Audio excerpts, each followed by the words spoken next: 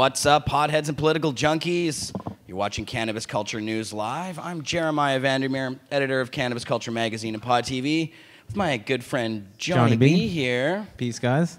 He's just setting up the hash buffet. It was 2014 was the year of hash for me, so I figured I'd bring my year in. The year of hash. Now, I'm just going to quickly make sure that our sound is actually indeed functioning here. Chatters, let us know. And Happy New Year's to everybody. It was a pretty awesome 2014. It's the year of marijuana. It was pretty much the greatest year for marijuana activism on record in a long, long, long time. Well, look at everything that went legal.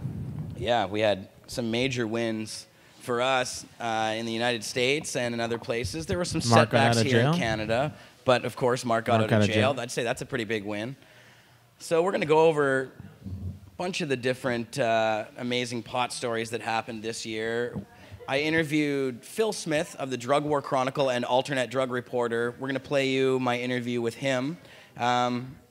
Also, Dana Larsen's going to come on the show. We're going to talk about some of the Canadian stuff, some of the wins that we had here, and some of the setbacks. I'm going to smoke some hash right now. We're going to smoke some hash right now. We should get the hash cam going here so you can show off some of this stuff. Hold on a second here. Let me just... Uh-oh. We lost... Looks like we lost our video here. Looks like Minicam just crashed on us. This is what happens when we smoke hash. Let's try and open that again. This is what happens when we smoke hash. I think that... Chatters, let us know if you can still hear us. I think we're just frozen in terms of our camera. Oh yeah, we definitely are frozen. Are we frozen? Yeah. And it's not fresh frozen. It's not fresh frozen, but we are frozen. But I do have some fresh frozen here. You do. Now, actually, here we are. We're back. It seems to be this camera it's our hash cam that's causing problems. Let's try and switch the port here. Oh, hash cam you don't like. Okay. That's okay. We got hash here anyways. All right, we're going to try it one more time. That's a new port here. So tell us, how was your 2014? My 2014 was pretty awesome, man. I really can't complain. It was a pretty big win all across the board for our crew. So, oh yeah, wait, here's our hash cam now. Let's go back here. That's the Johnny cam. You can take that down there. Oh yeah. We got a little bit of hash down here, guys. Show them off. Show them what you got. Well, we can start back. So this was, 2011, 12, 13, 14 hash. So this is going on a few years. This is going on a few years. 14 hash. To start back with 2011, Medikush TY. Nice. Hold it up to the cam when you do it so people There's can some see that. old, this would be contaminated hash. In the beginning, I thought this was killer. It's nice, but it's not. I just want to make sure that they can actually see us now. We are good? It says pictures back, says 28 dabs later. Thank you. 28 dabs in the later. chat there. Okay, good. Well, it wasn't 28, but I think I got about 8 in. I saw 28 dabs later said that that's not necessarily a name. And then there's clean hash. Makes you a dab zombie. That's like 99% headies. This was done with, actually this was cleaned by Bubble Man. Oh yeah, nice. And I have some Horatio hash. And Horatio? We got lots of different hashes here. We're gonna. How many different samples are actually sitting on this table right now? Ooh. 30. 30 different kinds of hash sitting on this table right now. Maybe more. Well, let's smoke some of it. Okay. What would you like to smoke? I don't know. You tell me. Here, I'm gonna pass you up a bong. Okay. And what do you think would be a good starter? We're gonna do it with some fresh frozen. Okay. Wow, this has an interesting little screen on the end of this thing. Here, let me show that off, actually. Why is it so tippy on the end? It doesn't need to be. What I do is I put 2 screens. There's one in the middle and one on top, and this way you get an air in what we call a king's head.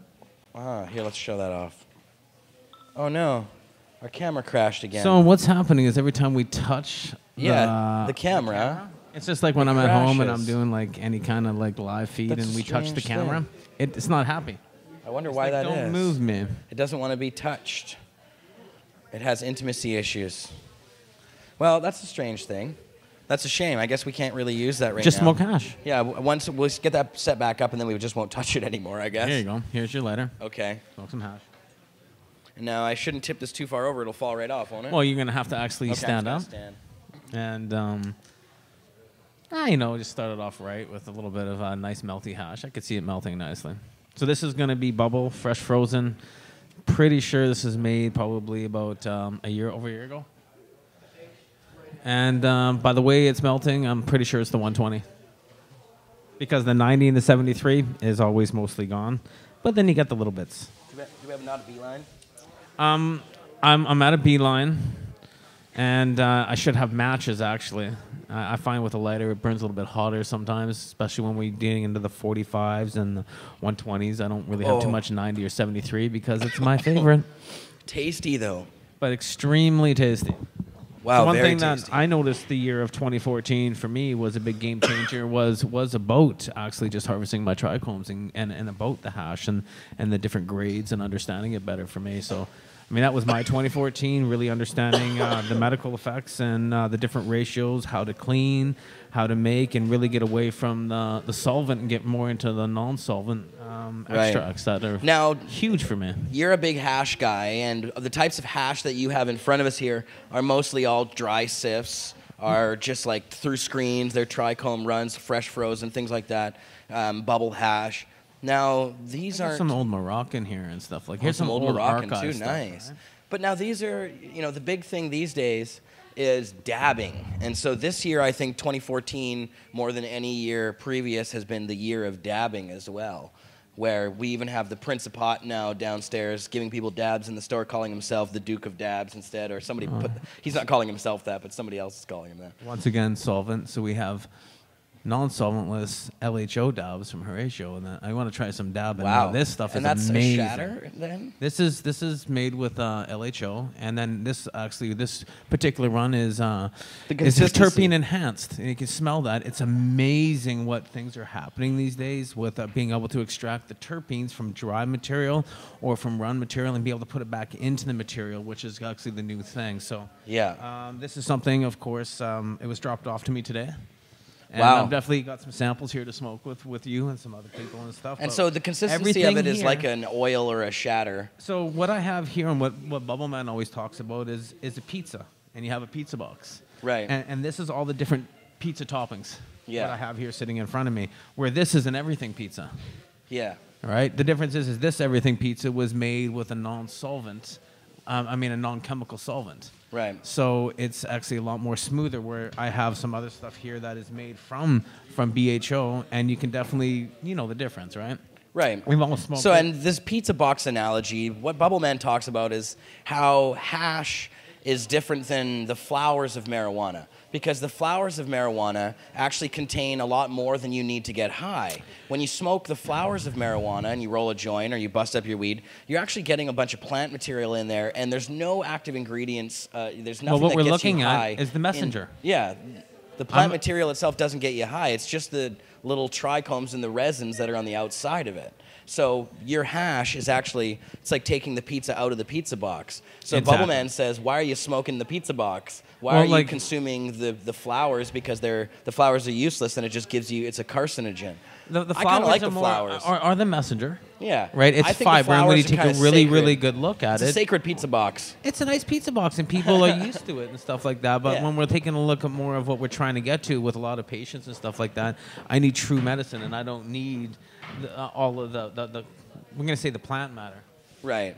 So, I mean, for me, I puff on my joints all the time. It's nice, it's sociable, but when I get up in the morning and I'm in pain, of course, I prefer to smoke dry sift. Yeah.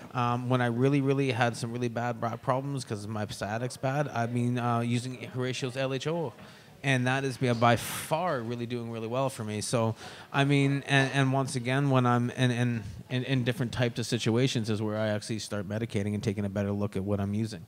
Right. So, I mean, I find what do you mean in different types of situations? Pain, nausea, muscle spasms. I mean, this is the reason why I have all my hash here and stuff like that, is just because this is my medicine. This is what I get involved with and stuff like that, right? Right, exactly. This alleviates the problems that you have related to the illness that you have. Well, no, it wasn't an illness. It was injuries. I fell 28 feet on the concrete, and I got a lot of major injuries. And for me, I like to be able to activate my cannabinoids, so that's why I have my baked goods over here. Right. and I'm pretty sure everybody enjoyed those New Year's Eve. You should show some of these off here. I'm going to try and get this other cam back here now. I'm going to unplug this one and plug it back in. Hold on. So here are the beautiful baked goods. Of course, we're losing all of our cams. For some Are you losing reason. all the cams now? I guess so. That tends to happen. Hold on a sec here, ladies and gentlemen. Okay, we got that back. Let's see if we can get the other. Tommy, I'm not sure where Tommy is today. Uh-oh. Yeah, I don't know. I haven't seen him. Oh, there's Katie. And Lauren, too. What's that? Hi, Katie. You have zigzag oranges, what? She came down to tell us. Oh, I'm a little psychotic. Orange zigzags? I like the orange What zigzags. are those ones? Did you happen to have a bacon? Did you get one from me? Oh, yeah. She doesn't look like she can. She's still recovering from New Year's Eve by the looks of it. So both of these ladies are going to come and have a puff out of one of these bongs on the show. That's what I heard. Yeah. No, I heard right. So, yeah, we definitely have a cam issue. So we had some camera issues. We got a bud cam issue. It's not working. Those are butter tarts in the box, 100%. And are they medicated? They are very well activated. And long story short, guys, I take 3 days to make my cannabis butter, and in order to properly activate the cannabinoids, you have to bring it to a different time and temperature. Yeah, that one's still not working. Well, we don't have the what can we do? That's okay. Yeah, I tried. I tried, ladies and gentlemen. Some people were asking about the butter tarts and if they were activated. Oh, man, and your ginger snaps that are in there are so good. Are they? They taste amazing. And the nice high? Yeah, and you get a nice high from them. No, you not said a the big brownies burn. are like double dose. They're the heavy dose. Yeah. What I do is I take 20 grams of activated cannabis and I put it into half a cup of butter. Or what I do, if long story short, I guess you go to my YouTube channel. Yes. Or maybe in Pot TV. YouTube.com/ Vandra420. Vandra420. And we will put these ones on Pot TV. We should, all your baked goods, that'd be a good idea. It's all about decarboxylating and activate the cannabinoids. And I talk about that in a 6-part series in videos. Each one's about a half an hour long. Cool. And we talk about how to make caps, how to make, how to properly activate your cannabis, getting rid of the chlorophyll. And when you try them, they were very tasty. Boiling for like 2 hours in a pot, stuff like that. The butter tarts were popular as well. I know. Lauren, you want to take a puff out of something? What would you like? We have a buffet of hash. Yeah, so I don't know, John, what do you think? What's a good sampler? What do you like? What's your favorite? Do you like an everything pizza? Do you like dabbing? Because I got some really. You should come and sit on the couch. Come around so we get you on cam. This one here is called Party, so this one here is for. It's called Party. Butter tarts. Oh, look who it is. He's got his speaker again.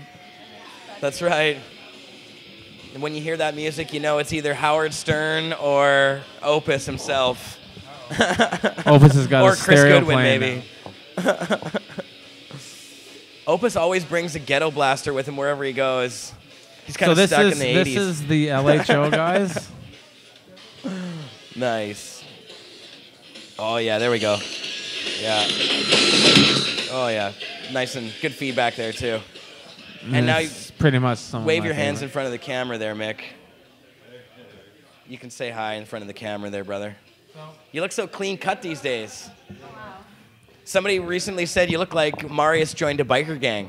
I said, "Oh wow." The smell of this new stuff here. Oh, yeah. Which stuff is that? Well, this is from Horatio, and she said she really likes butter, so I'm going to give her a non-solvent. Well, this is a solvent, but non-chemical solvent extract, which cool. you're going to find very different. Really cool. Very cool. Oh, that's awesome. Yeah. Happy New Year, John. Happy New Year's. Happy Good New to Year's, see you, Opus. Mick. Good to see the back of you. There's definitely a little bit of a hash stash down here. We're going to get you to come and sit down soon here. Once Lauren's done her hash rip. So, Lauren, how was your holiday? How have things have been good around here or what? Yeah. Grab the microphone. It's right next to you. Happy New Year, everyone. Happy it's New been Year. Great. I got to come down here for New Year's for the big countdown. And Oh, were you everything, here for the and- countdown in the Oh, building? yeah, Oh, yeah, nice. yeah. I was had here some- pretty late, but I didn't stay till the end. Yeah. So I'm in the middle of the conversation. Oh, ninja dabbing here.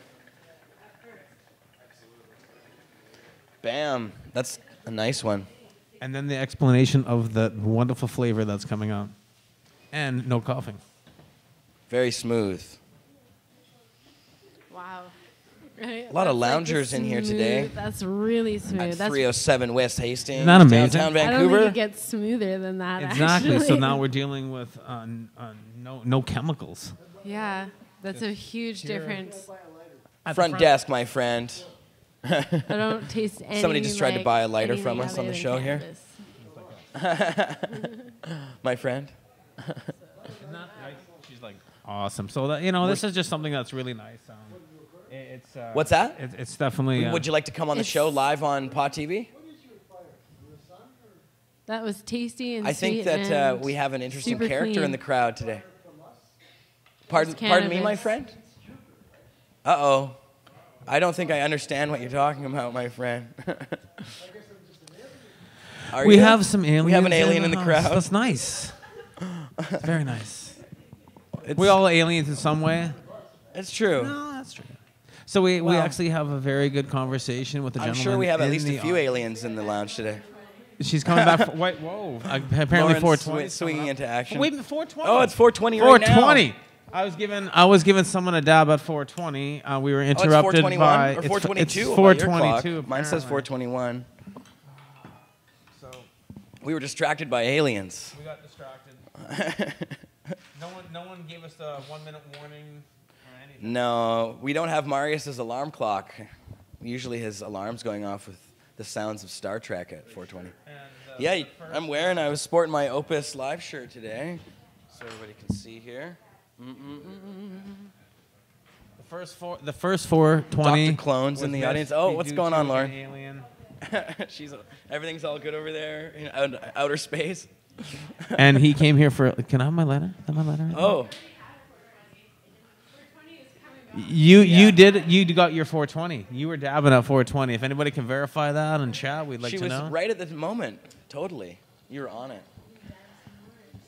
So we're going to continue to hit the hash here. I thought I'd go ahead and play my interview with Phil Smith from the Drug War Chronicle and Alternate. This is Jeremiah's late 420 hit? Big 420 hit. Okay, let's do this before we play this video. Oh, we should get him on the microphone. Who did? Prometheus? The whales. Oh, now we're really getting strange here. we got Jupiter. We got the whales. Uh-oh. Are you okay, my friend?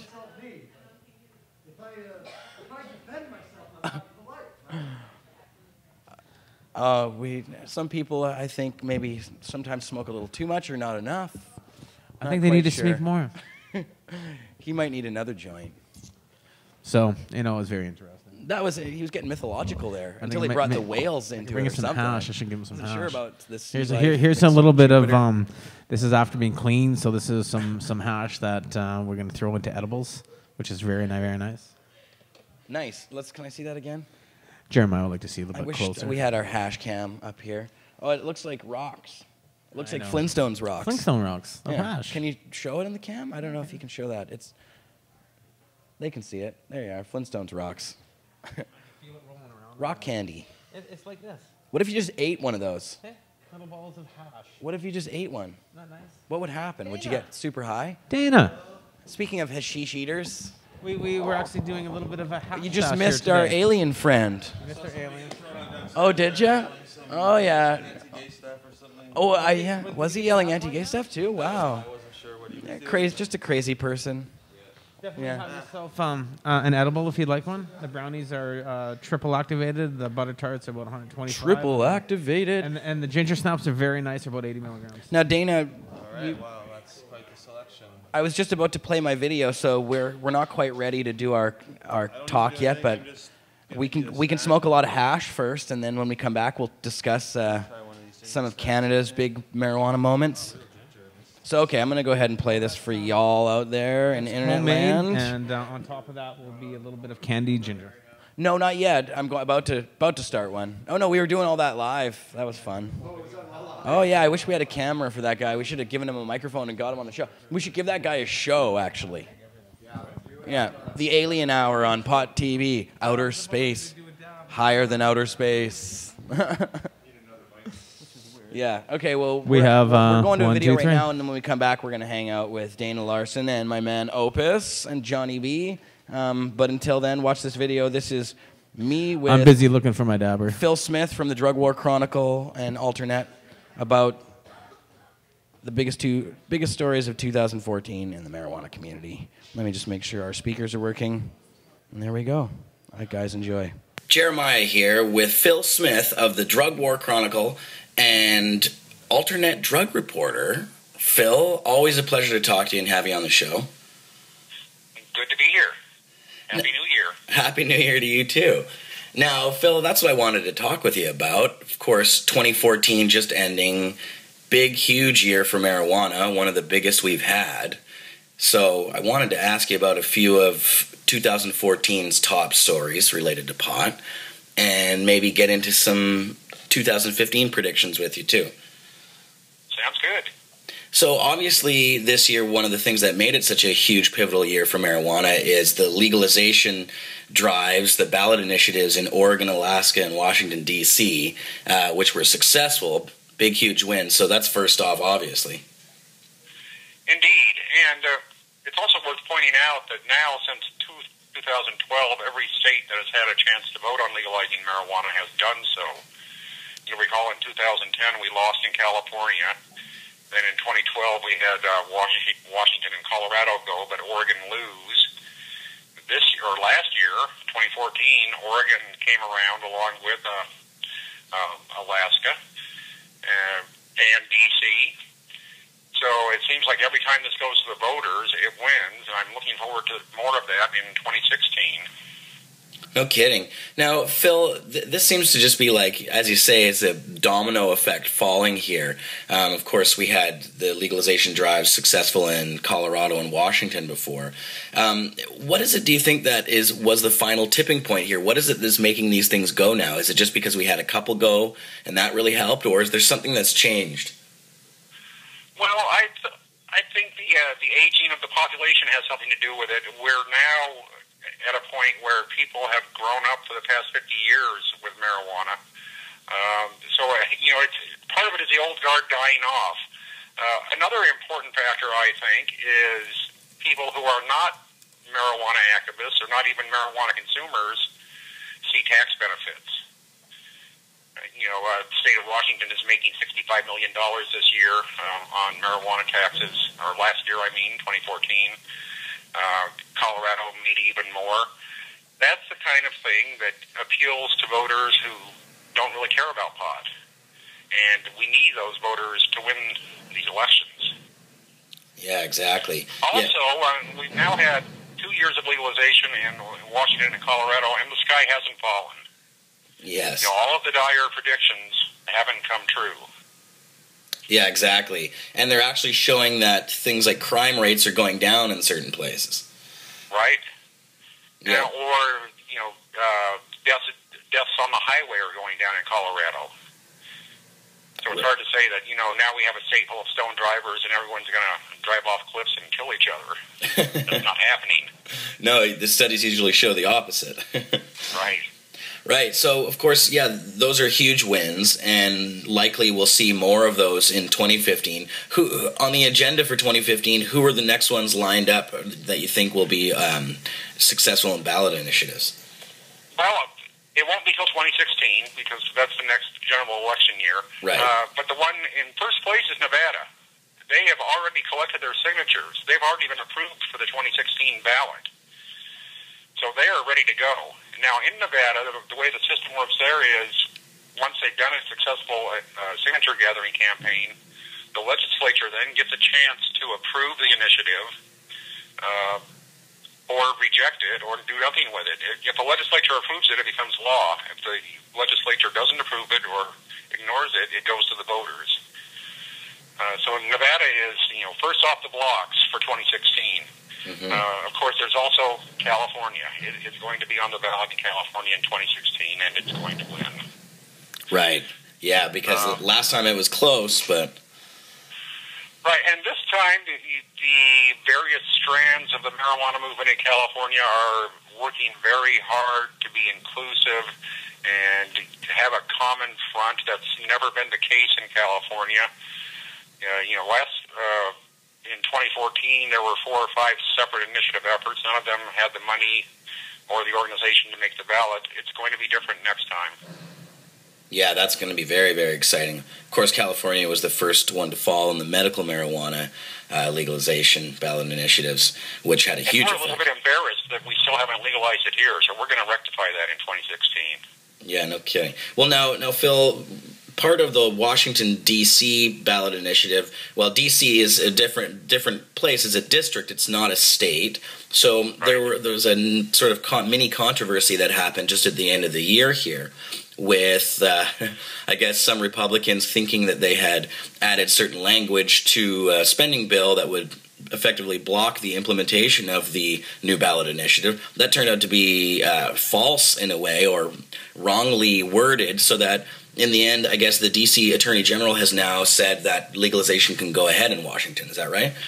That's right. That's what I'm reading. This is also a case of be careful what you wish for. What the Republicans did, what would have they thought would have blocked the district from spending money to run legal marijuana in the district. So what would have happened in the event that this would actually take place and they blocked the district from spending money to regulate it, they would end up with legal marijuana and no regulations. I mean, they can't make the district go back and recriminalize marijuana. It's the same thing in Colorado, where you have this lawsuit from Nebraska and Oklahoma wanting the feds to throw out Colorado's marijuana law. Well, in the worst case, the Supreme Court could say that state officials can't regulate and the state can't tax marijuana, but they can't make Colorado recriminalize marijuana.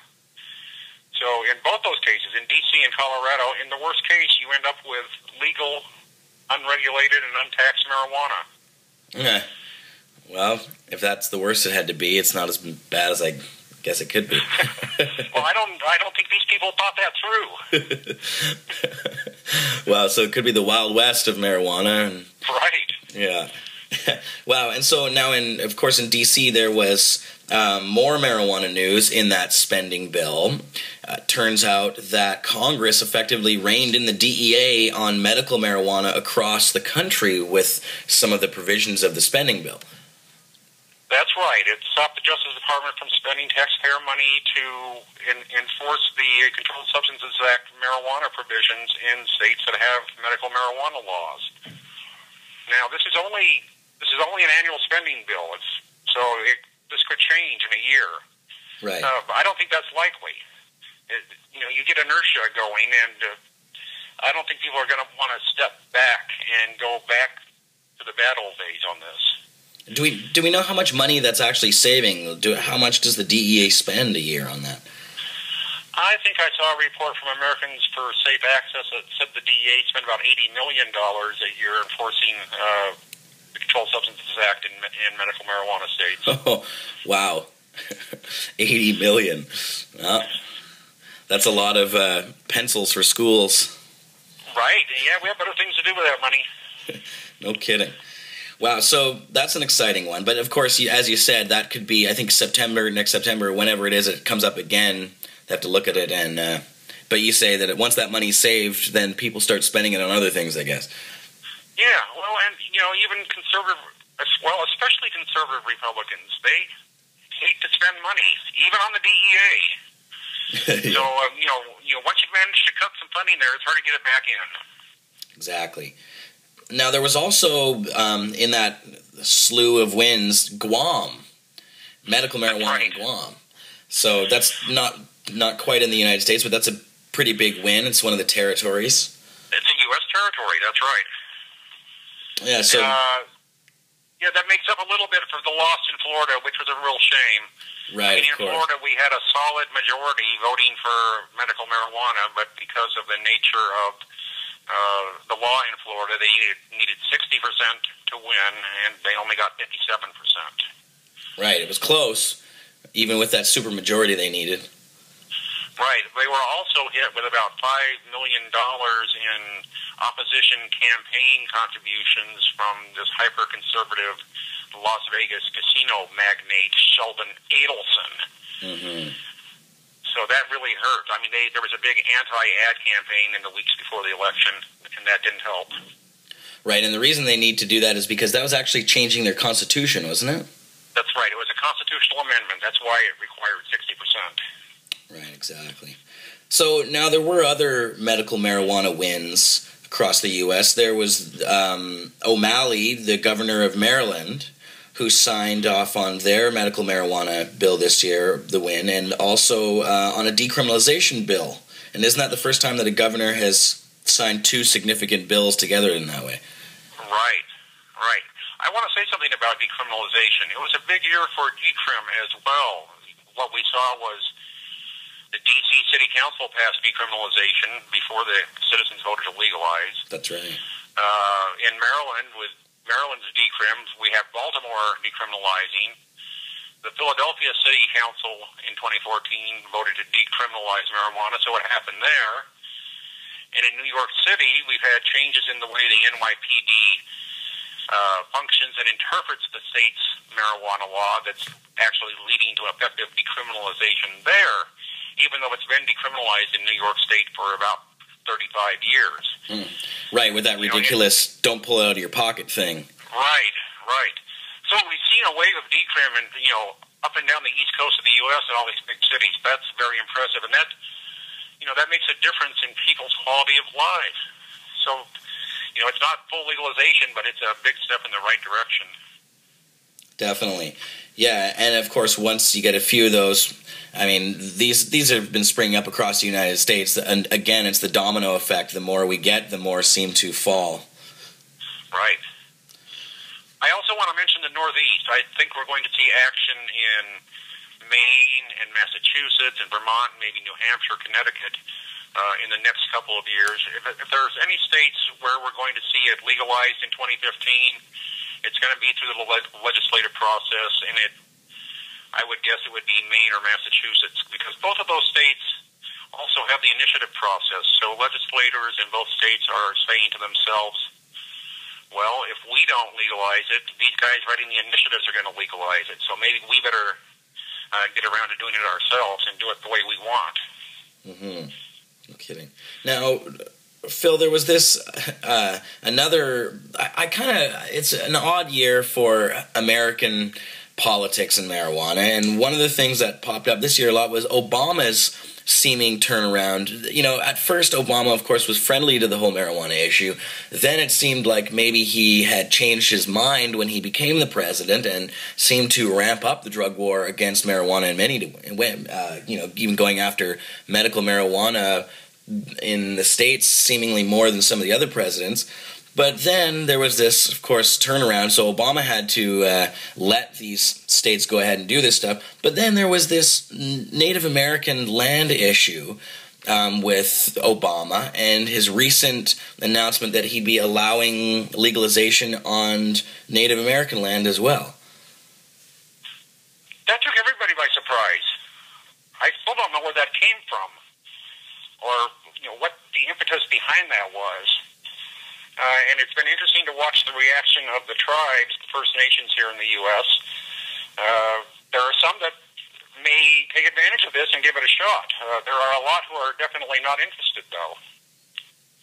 Right, and that's what is so strange about it, that it seemed that this was just something that Obama decided to do without anybody really. I mean, he said that he had been consulting with some of the tribes and that they had asked, but when some of the press went to find who these tribes were, nobody could figure out who it was that Obama was referencing.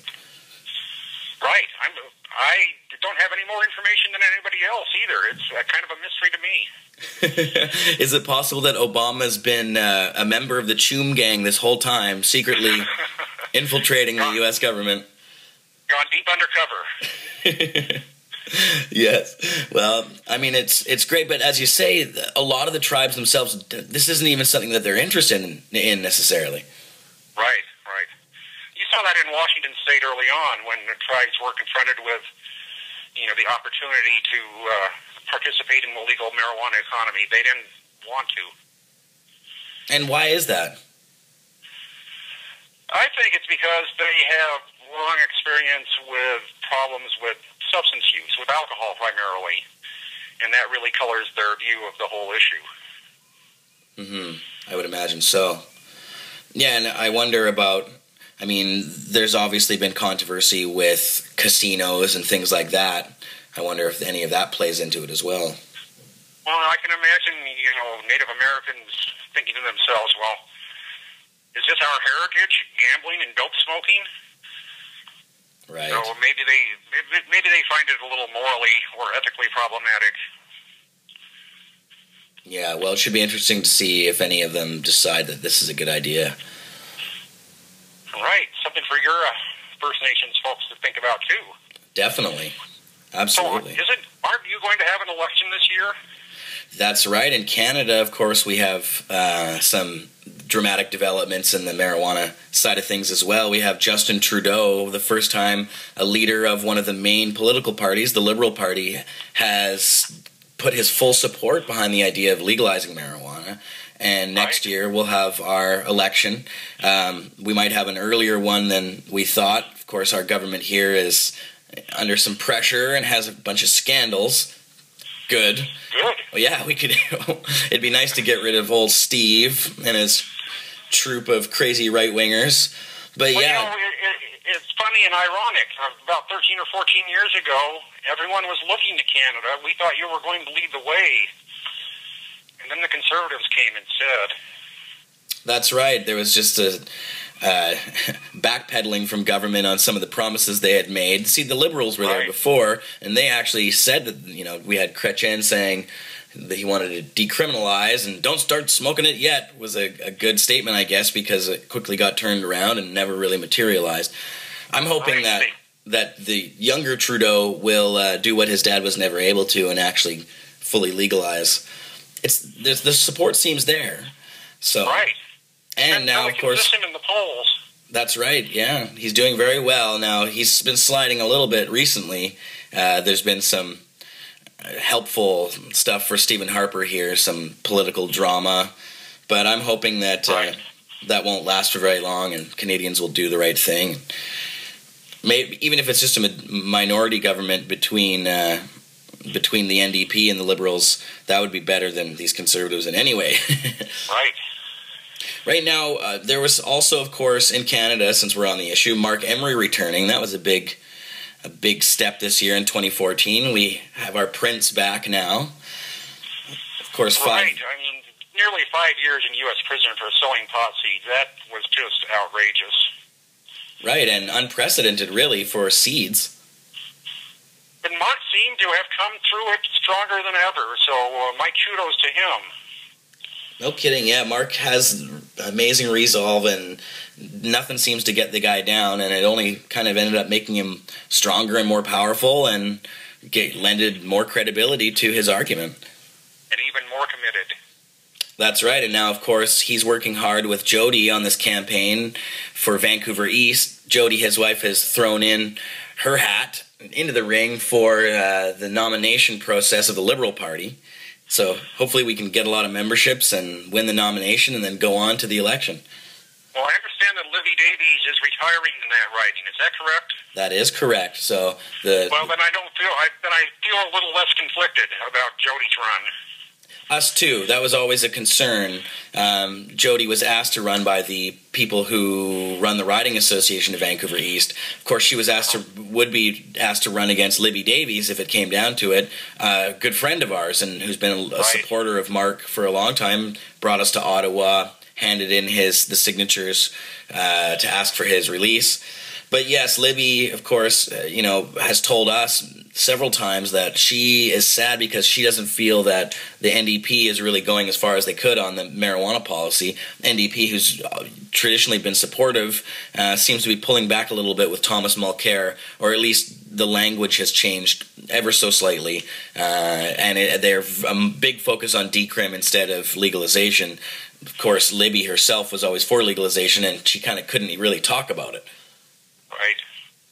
Yeah, so we'll see how that all goes. There was another thing, Phil, before we end our 2014 talk. I wanted to talk about funding research in Colorado and other places. I know that there was some changes in what's actually allowed to go to the research of marijuana in Colorado. Well, this is the state funding medical marijuana research. And they did it to the tune of $8 million in 2014, I believe. They just announced some research grants in the last couple of weeks. So this is just getting underway. What it's going to do, it's going to allow researchers to actually look for benefits of medical marijuana as opposed to those National Institute on Drug Abuse funded researchers that have to focus on negative consequences of marijuana use by the way the grants are written. So this is an opening for some positive medical marijuana research. That's a good thing. Yeah, and I mean, of course, this is one of the downsides to prohibition is that for so many years, science has been completely cut off from studying marijuana in North America. And, of course, we're finding that when they do study marijuana, there's just endless positive things that come out of it in terms of its use for medicine and other things. So, I mean, is this something that's going to happen more often as we see legalization? Obviously, we'll find just endless things. Well, it will, to a large degree, it will depend on who writes these initiatives that get passed. I mean, this was written into the initiative in Colorado. And I'm not clear on details in Washington State whether they have a provision like that or not. But, if the voters vote for it, we can do that with state funding. Of course, the real goal would be to alter the way we fund research related to marijuana at the federal level. That's a tougher nut to crack. Right, and that's to do, I mean, the federal scheduling of marijuana sort of doesn't allow for any research itself, right? Right. That could be changed. There seems to be increasing pressure to actually get marijuana out of Schedule 1. I don't know if anything will come of that in 2015. But it seems like a long-term trend is emerging here that we're eventually going to get around to getting it out of Schedule 1. Well, it seems ridiculous that in order to be Schedule 1, the substance itself has to have no medical value. I mean, it seems like there's enough research to prove that wrong. It's an absurdity. I mean, it's like a legal fiction that marijuana has no medical value. And who is it that is the final judge of its medical value when it comes to the scheduling? The DEA. Yeah, and they're very scientific. Yeah, that's why they never find any medical value to it. They can ignore mountains of evidence and say, yeah, we don't care. It doesn't have any medical value. Wow. Yeah, it's ridiculous. So hopefully, I mean... people have tried to change that through rescheduling petitions at least 4 times, and they always get shot down. That's right. Well, I think as attitudes change, it's going to be hard to argue. My question is, where are the doctors in the United States when it comes to this issue? I mean, why do we have a lot of activism groups throughout the United States, but we don't see a lot of doctors coming forward? Well, what we do see is various medical organizations calling either for rescheduling or calling for greater access to research opportunities. They're very cautious. They say, well, it looks like it could have some medical use, but we need to study it further. So they are coming around, but very slowly and very cautiously. Right, I guess it puts them in a difficult situation because they have oaths that they swear to that say that they won't hurt anyone, but of course when it comes to medication, there's always side effects involved. Right. And if you want to compare side effects, marijuana comes out looking pretty good compared to a lot of other drugs. Mm-hmm. Is there something to do with the herbal side of it, that it's not as, if you can't have the synthetics, you can't really have the consistency that's there with, dosing out other types of medication? I mean, is there something that's because of its natural sort of, the way that it's not very consistent? Does that lend itself? Well, I think so. I think it's part of a larger paradigm struggle between traditional medicine and Western medicine, or holistic healing. And, there are a lot of people who are very skeptical of anything that doesn't come in a pill and is manufactured in a chemical plant. Yeah, well, and it's... And, that's a larger issue, and marijuana is kind of in the middle of that. Definitely. And, of course, here in Canada, that's one of the big stories of 2014 was our medical marijuana program and the changes that have been happening here and the injunction against the changes that have been happening. Right. This year, Health Canada and the government tried to take away people's right to grow at home, which caused a big, big stir. Of course, lawyers and a group of medical marijuana patients won an injunction to stop their grows from being taken away from them. For them? Yeah, and just won an appeal, or the government just lost its appeal. So we should see next year some more movement on that issue, and whether or not this new MMAR program will be the only place that people can go and get their pot, or if growers will indeed be able to continue to grow at home. Home cultivation is a big issue in this country, too. That's a bone of contention as people are drafting initiatives. In Washington, they didn't give us home cultivation. In Colorado, they did. I think in other states, like here in California, I'm going to fight very strong for home cultivation. For me, legalizing marijuana is not so much about creating a huge commerce as it is about justice and human liberation. So all I want to do is be able to grow my little patch of plants and not become a marijuana maven, stay out of the market, mind my own business, not pay too many taxes. So home cultivation, we better include that. Right. And I mean, I've been reading a story earlier today that the black market in Washington and Colorado is still thriving, though they have their legalization programs. And part of it is that a lot of people aren't growing at home, and the taxes for the commercial production of it are so high that it doesn't really undercut that black market of people who are willing to grow at home anyways. Yeah. You're paying like $20 a gram or more in Washington State in the pot stores. That's a ridiculous high price. So, I could see why there would be a lingering black market. It's a policy question where you want to set the taxes, what you want to achieve with your tax policy. Higher taxes may, allow the black market to continue to thrive. That's right. And I mean, home cultivation would be a way to encourage, that to end and undercut that black market by having a bunch of small growers rather than building these big monopolies where you have a big company who's responsible for all of it. Right. Well, Phil, I'm wondering about 2015. What should we be watching for next year? Well, in terms of marijuana legalization, I think state legislatures in New England, in Maine and Massachusetts, are going to be where the action is. Maybe Vermont, maybe New Hampshire and Connecticut. We'll have to see what happens in this Republican-controlled Congress, whether they try to roll back the ban on the federal spending to mess with medical marijuana. And we'll have to see how this D.C. effort plays out. So it's looking good for the legalization side at this point. And we'll have to see if there's any progress on rescheduling bills in the Congress. I don't think that'll happen, but we'll see. Right. Again, I mean, they've had a few attempts, but one more couldn't hurt. That's for sure. Well, things move at a glacial pace in legislative bodies. It takes years to get something done sometimes. That's right. They just keep chipping away and melting a little piece off, and eventually you get there. But and get some kind of crappy compromise that nobody really likes.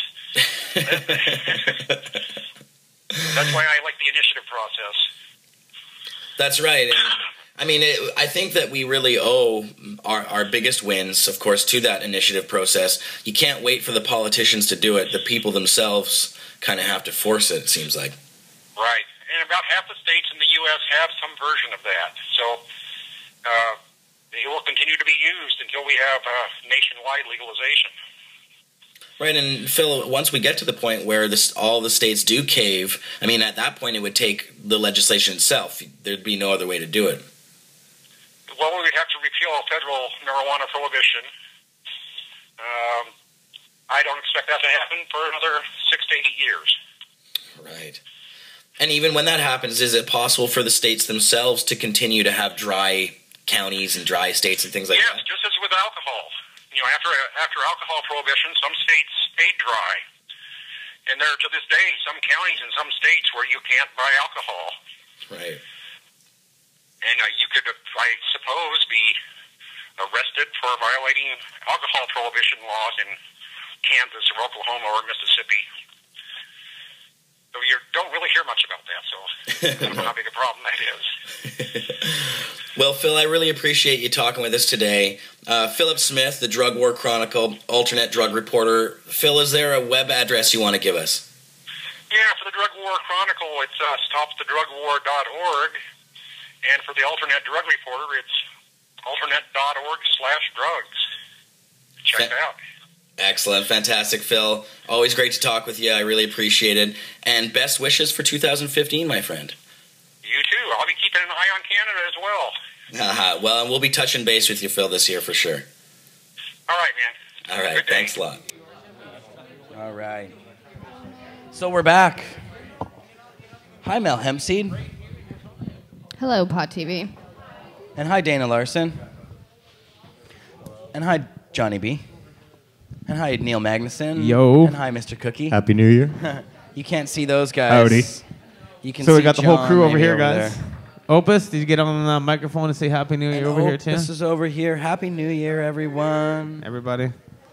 So we moved the hash table over here, and Dana's going to talk more about...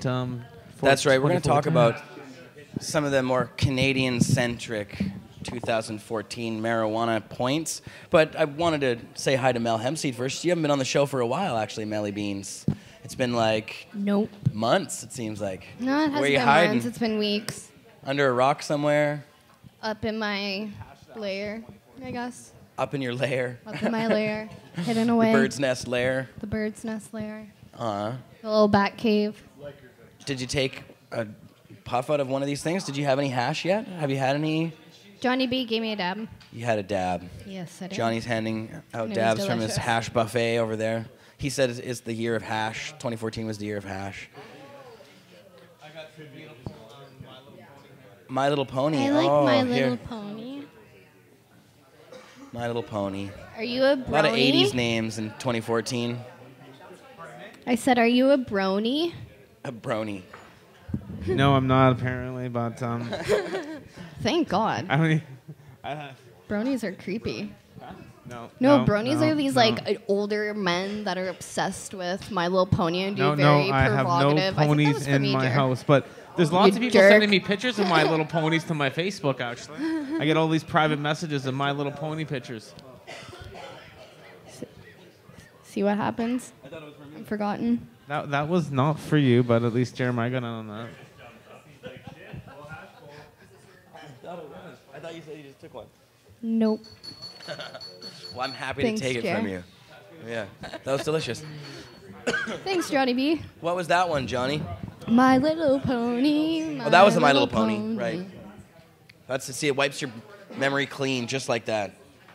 That's how good it is. There you go, Mel. Thank you. Give me mine It's a first. 45. It's been... Like, okay. Sorry. How rude of me. Mel Dana, Hempseed, can I get you a hash still bowl? working on her own Pot TV show. We've heard about it for a long time, but... That's right. Yeah, it does. She films the whole season first. All 20. She's filming 24 seasons and then going to release them. Yeah. Yeah. It'll That's be right. a box set, DVD, special edition. Yeah. So originally it was going to be called Kiss My Glass, but that was the name of her show originally. But Girls Who Dab is the show now. Yeah, I started the company and like the hashtag and shit, Girls Who Dab, like friggin' years ago when Instagram first And you started. have been filming some stuff for it, or you have like you have a lot of. I need my iPad. Yeah, My you do. Pot And TV iPad. You have a lot of footage of you dabbing as well, like endless short videos of you hitting things. Stupid amount. It'd be fun. So that's coming Stupid soon. amount. Yeah, It's if there coming. wasn't such a conflict of interest amongst men in my life, then I might be able to do it. boyfriend putting the kibosh on the show. This talk's for you, Neil. That was the year of harsh boyfriends for Mel Hempseed 2014. Fucking struggle. Okay, well, we should let Dana on the microphone here. Dana's got joint in one hand, mic in the other now. Sorry. He's falling asleep over here. What's going on? Give this guy some coca tea. Right on. Hi, Dana. How was your 2014? It was good. It was a good year. A lot of good things happened. Not a lot of bad things happened. And I'm very happy about how 2014 went overall. Overall, it was very good. There were a few little hiccups here and there.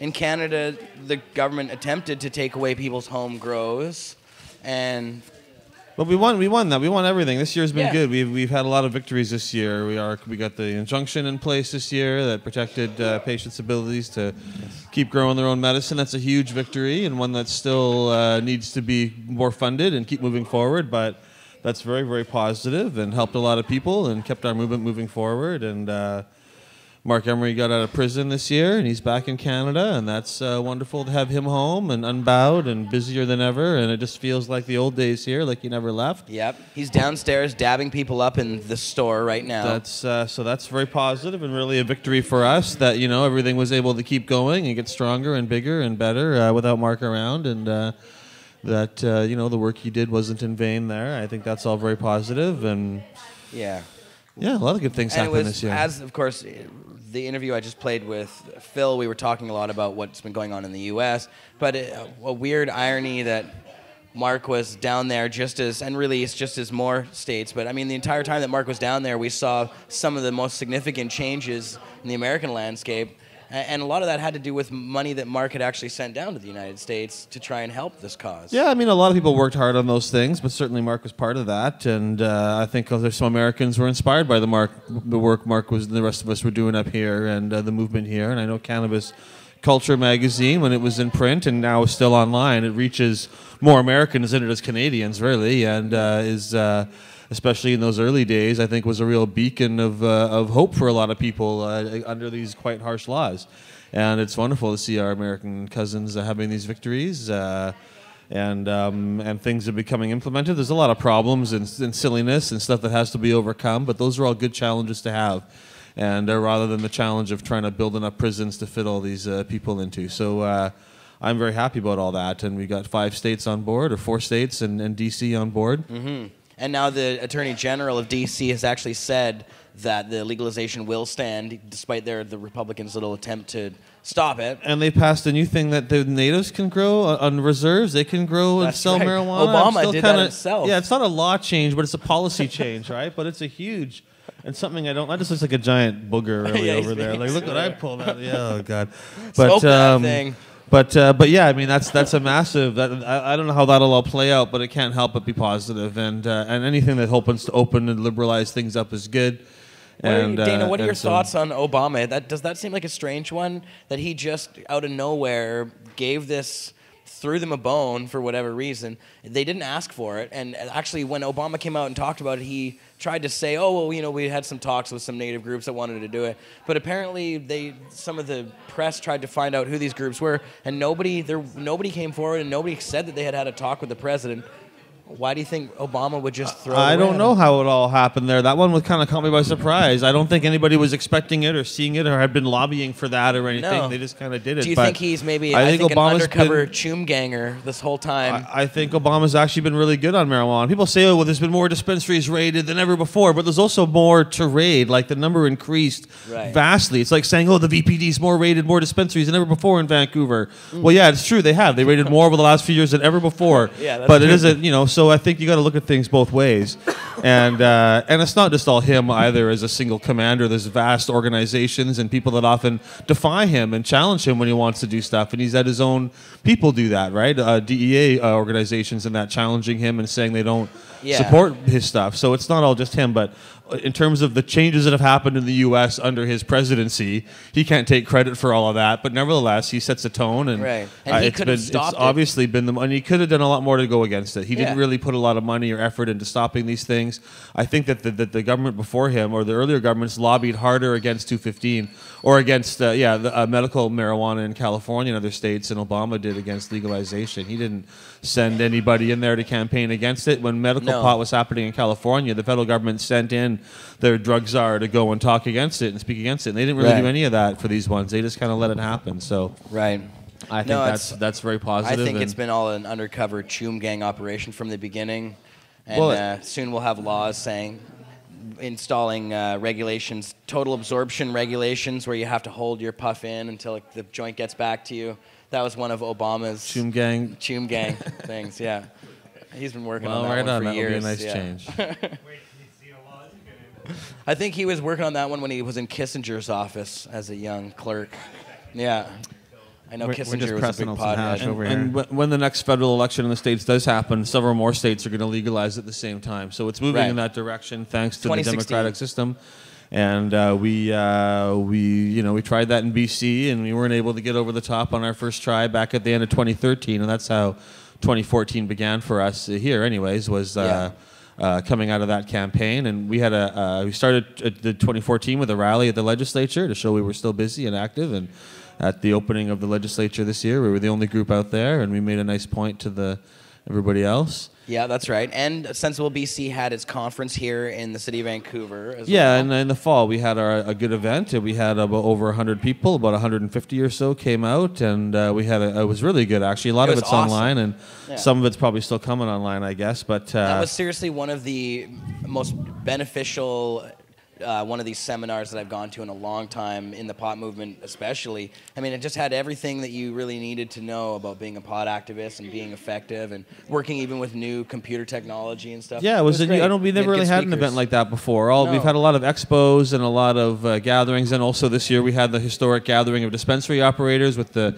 CAM-CD group, and that was amazing. Yeah. But we've never had just sort of how to be an activist convention or how to get involved kind of event, and I think that was really positive, and people really liked it, and I had a lot of good feedback about it, so we're going to try to keep the pressure on. But next year, of course, our goal is to use those skills to defeat the Conservatives in BC and across the rest of Canada, but we'll be focused here and to make that change happen. But we got a lot of other projects. The federal election's a big focus, but it's not the only thing we're doing. We still got to keep fighting this at every level. We still got court cases. We still got Sensible BC still got a lawsuit going against the city of Surrey and How is that BC going? Ferries. Oh man, it takes forever to get this stuff going. We filed this early in 2013.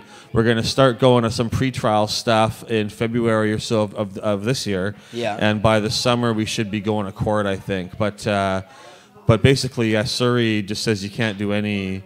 I mean, they say that their bylaw says you can't create any public disturbance, and they interpret that as no canvassing or political stuff. You can ask for permission in advance if you do it properly, but that doesn't. You shouldn't have to ask for it in advance to get your civil rights to be able to do stuff. How does that fit the definition of disturbance? And they make it very challenging to do that, And if you find you got to be able to go out there and engage people and not be like, oh, we want to go down the street, we got to get a new permit to change our block or whatever, right? So and BC Ferries is also very restrictive as a crown corporation. They make it impossible to do any kind of political discourse in their area, and they're allowed to have rules and to have a designated area and to have some kind of system in place, but they can't just say no to all of that like they have been. And so we're going to fix that, but that's going to be coming up in court later on this year. But it's something we started last year, and one of the many ways we're trying to push things forward, not just for cannabis, but for democracy as well. Right, and of course we have, in 2014, Justin Trudeau is now the leader of the Liberal Party, and the entire year has basically been campaigning for the next election. And we even had the chance to meet Justin just a few nights ago. Jody and I were at Justin's event here in Vancouver, and we were able to take some photos and had the chance to actually talk to Justin just briefly about his stance on pot and about some other things. He seemed a little guarded against Jody as a candidate. We talked about, Jody said, oh, I'm really happy to support you in the next election. He said, oh, well, there's a process you have to go through.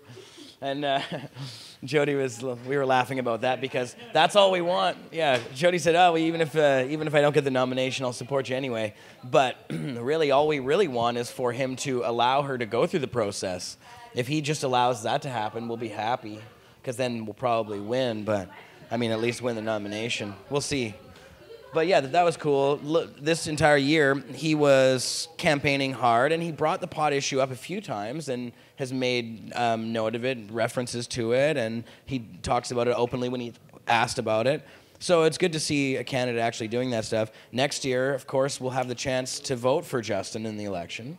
Do you think a spring election? Well, now it's this year. Sorry. Yeah, this year. I think a spring election is very unlikely. I think Harper said repeatedly he's not going to do it, and I don't. You don't think know if there's a huge advantage for him to do so. No. It's hard to isn't say. He slipping? I mean, the polls are now. He had that little bump. I think he's going to be going back down. Right, so nobody likes him anymore. To have an election, then why not wait? I don't know, man. We'll see what happens, but I think he's going to wait till the fall. Yeah. I hope so, because we'll be more organized and ready to fight him. Well, that's in what BC I mean. anyways. Yeah. But we'll see how that goes, I guess. But it's going to be challenging. But he's certainly got I would say the odds are that he's probably going to win again if we don't do a lot of work to change that. I know the Liberals are ahead in the polls, but that doesn't always. But the polls don't always translate into votes, and we've seen that several times recently, including in BC in our last election here. And these guys are good, and they're smart, and they're in charge, and they're rewriting the rules to benefit themselves on a regular basis. And so it's not going to be an easy job to get them out of there. No, and I don't want people to think that just because Justin was doing very well in the polls and is that they don't have to take part and don't have to go out and actually make this campaign happen. That's what there's this complacency once people feel like, oh yeah, he's going to win. I don't have to do anything anymore. And like you said, in the province, Adrian Dix was supposed to swoop in and destroy Christy Clark, who was not popular in any way in the polls, and somehow she came in through the landslide victory. So. And Harper's, he's got some tricks up his sleeve, guaranteed. They've already had fraudulent behavior in other elections and robocalls. So we got a lot of work to do this year in terms of organizing and making change happen and making sure we get people out to vote and that we're ready to engage in this campaign. But and so Sensible BC, is that the focus then? You said the election, of course, but is there a provincial element happening? Well, we're a ways out from a provincial election, and and that'll actually be scheduled for 2017, in the spring of 2017. And actually, under our BC referendum system, even if we had enough signatures, if we went out today and started a new campaign and got them all in 3 months, which would be very difficult, the vote would still happen in September 2017 anyways. So under the legislation, there's not necessarily a big rush to push provincially, and we've got this federal election, which if the federal law changes, it would overrule that kind of provincial stuff, or at least not really overrule it, but not make it relevant anymore. Right. And so we're not focused on that so much on the referendum thing, although we are looking, and it's probably a sneak announcement, but there's a good chance we're going to try to do something in Saskatchewan.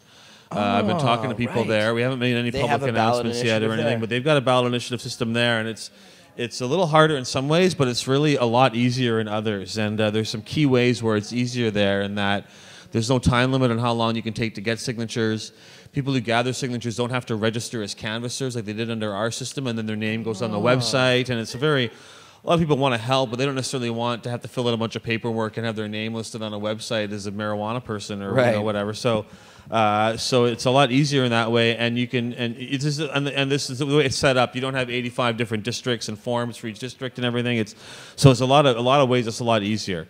And so they want to do it there. They're ready to go and want to launch something. And I'm actually going to be going out there in a couple of weeks. Really? Mark's going out to Saskatoon, and I'm going to come out too and talk to them. Oh, cool. So I don't know exactly when we're going to launch and what the deals are. And it's not going to be me. Yeah, it's going to be people there, right? I mean, I can help, but I'm not going to go live in Saskatchewan. They got to do it. And they need a lot of people. But I think it's possible. And their system's much more accessible. And I think it'd be good.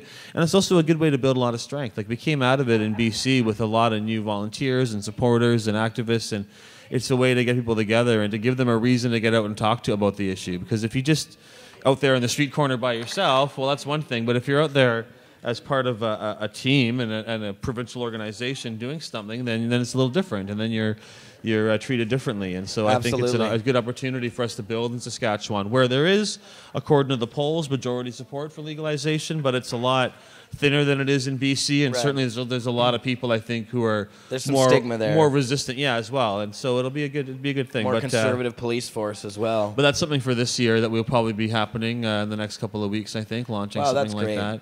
No, it's good to hear it. I love Saskatchewan. I've been there a couple times now, and there is a great thriving pot community there and hardworking activists. No, there's a lot of people, and if they get out and talk to their neighbors and their families, they can make something good happen. And certainly, said in BC, I think we got a great organization, and we actually did a fundraising drive right at the end of the year, and we, just from emailing people, we drew in quite a bit of funding for ourselves, and we're able to set ourselves up for a good base for the new year. And it's wonderful to see people willing to toss us $20 or $50 or whatever, and to help make that happen. And it's something I'm not really used to in the marijuana activism of my life. I've mostly worked on making my own money through my own businesses and then channeling back that into the movement. But it's nice that when you people believe in you and you give them an opportunity to give to something they believe in, they want to do it. And I think that's great to see, and that we've got a nice group of people and a good mailing list and a good contact. And it's definitely a great it's organization. not just about the money, but money really helps. And so it's nice seeing how this comes together like that. And no, great work. And this so it year, bodes well for this year and for the future. We got a good team there and everything. And also the CAM CD group of dispensaries. It's basically a union of medical marijuana dispensaries across Canada. Yeah. You guys had a big meeting this year. You were instrumental in sort of getting that CAM CD founded in the first place. Yeah, I'm the vice president, and I have that role because I wanted something with a title but not a lot of actual responsibility in terms of what I had to do. So vice president's good job for that, unless you're Dick Cheney. I'm actually one of the longest standing members now. It's gone through a few different waves, it started earlier on, and then some of our people that were involved decided to try to go the licensed producer route and do things that way. But there's so many dispensaries now, not just in Vancouver, but across Canada. And, it's a minority that are involved in CAM CD, but it's a growing number. And I think it's the ones that are most serious about growing this industry, about trying to have a level of responsibility and having a long-term vision for where they want to be, and not just in this to sell as much pot as they can until the man shuts them down, right? It's basically self-regulating. Yeah, so it's a good organization, and we've got our first dispensaries getting certified, and we're moving towards more of that. And I think over the coming couple of years, I think that dispensaries are going to stay a big part of the system, even though they're not part of the legal system. They're not going anywhere, and I think ultimately they're going to continue to proliferate, and we're going to see something like the kind of coffee shop model in Holland, where it's kind of up to municipalities to decide what they want to do, and some of them are just going to kind of do their own thing and allow dispensaries, or perhaps not just dispensaries, but more of a coffee shop kind of model to proliferate. But right now it's, they call them all dispensaries, and some are more medical than others, I guess, but but it's still really early going, and there's also no reason that these places couldn't be shut down or couldn't be changed. Although there's lots out there, it wouldn't take them that much effort to really shut them all down, or to shut enough down that everyone else would go underground. Well, and so I believe if we want to, those who are serious about the medical aspect and about providing, I believe marijuana should be sold and available to everybody. But my dispensaries are strictly for medical people only, because that's what they're about, that's what they're created for. And what I think a dispensary should be about. And if I were to sell marijuana, open a shop that was for adults only, I would call it a weed shop or a harm reduction, whatever, some other kind of thing. I wouldn't call it a dispensary. But right now, it's an interesting place where we're at. And this year, in Vancouver, this has basically been the year of the dispensary here. We've had more dispensaries open this year in Vancouver than probably all the other years combined, essentially. Oh, absolutely. And I meet with them. I talk to people at least twice a week. Somebody calls me, asks about opening a dispensary in Vancouver or elsewhere, and I'll spend hours on the phone with people or meet with them and talk to them and try to give guidance. People tell me I should be charging whatever and consultation fees, but I just tell people, if you get going and you're doing well, make sure you donate to Sensible BC and you donate to other good stuff and run it the right way. Don't, I don't really need another $100 to have a conversation with somebody or whatever. I'm happy just to. But over to it's like 70 dispensaries now. There's a lot, and if they work together and do things properly, we can. That's a huge influence. So that's employing a lot of people. Yeah, it's a powerful organization that we represent, and a powerful lobby group, but we got to all work together and see that. And sometimes people tell me, I don't want to be political in my dispensary, and it's like, by opening it up and engaging in this act of civil disobedience, you're being political. And so you don't really have a choice. It's smart to do that and to get together and to use our strength as a unifying force, because it could be a lot more. For me or for Dana? I don't want to steal anybody. Dana's got a joint in his mouth. There you go. My joint right now. I figured he needed a hash bong rip, sorry. But I'm glad to see more places opening and more dispensaries proliferating. We need more lounges and more everything, really. There should be a lot Definitely more. Definitely more lounges. Later? Yeah, that's where we're Definitely lacking. We need more lounges. We need more pizza places. We need more coffee shops. Yeah, that's right. This is a very nice place. Yeah, well. There's a few other lounges. Most of them are either a lot smaller or they're like inside a dispensary, so you've got to sort of be a member to be inside there and stuff. But there's nothing at this scale at all, obviously, than this place. Other cities, absolutely. I've just been in Vancouver. I guess, Vapor Central, and I guess there's a bunch of other ones. I haven't been to them all now, but Toronto's got a lot more. They'll be coming. But not as many dispensaries there. Yeah, I know. It's funny how things go in different cities. You think Toronto, being such a vastly larger population, would have more of everything. I'm surprised dispensaries haven't really taken off there as much. You have Calm, and you have a few other places. Yeah, and they're all very discreet, kind of too. Whereas here, we're kind of discreet, but a lot of them are just super discreet with their big, huge, like too much glowing really, marijuana leaf signs some of the for giving out. Just coupons that say free weed. But that's the thing, trying to get publicity, right? They want to get some kind of controversy so people hear about them because there's so many now. It's hard to... Yeah. Or they could just like buy we just had, at the beginning of last week, or sometime last week, this release in the Canadian media of a Vancouver dispensary that was apparently giving these coupons out. The media covered it as... Vancouver dispensary gives out free weed. And it's not that they were just if you buy some, you get a bit extra for free. Yeah. So it's more like it's a discount on your extra gram. It's just a way of phrasing it. Yeah. It's just about getting clicks on their article, right? So free weed, marijuana with something, marijuana pizza. Oh, that's free marijuana. Or marijuana. I don't know. Marijuana vending machine. Oh, yes. Yeah. Exactly. That's a headline, right? Yeah, whatever it is, as long as it's just attach the word marijuana and throw in pretty much anything else, and it's doing marijuana yoga now. Clickable headline. Yoga, exactly, right? Like it's just marijuana yogurt.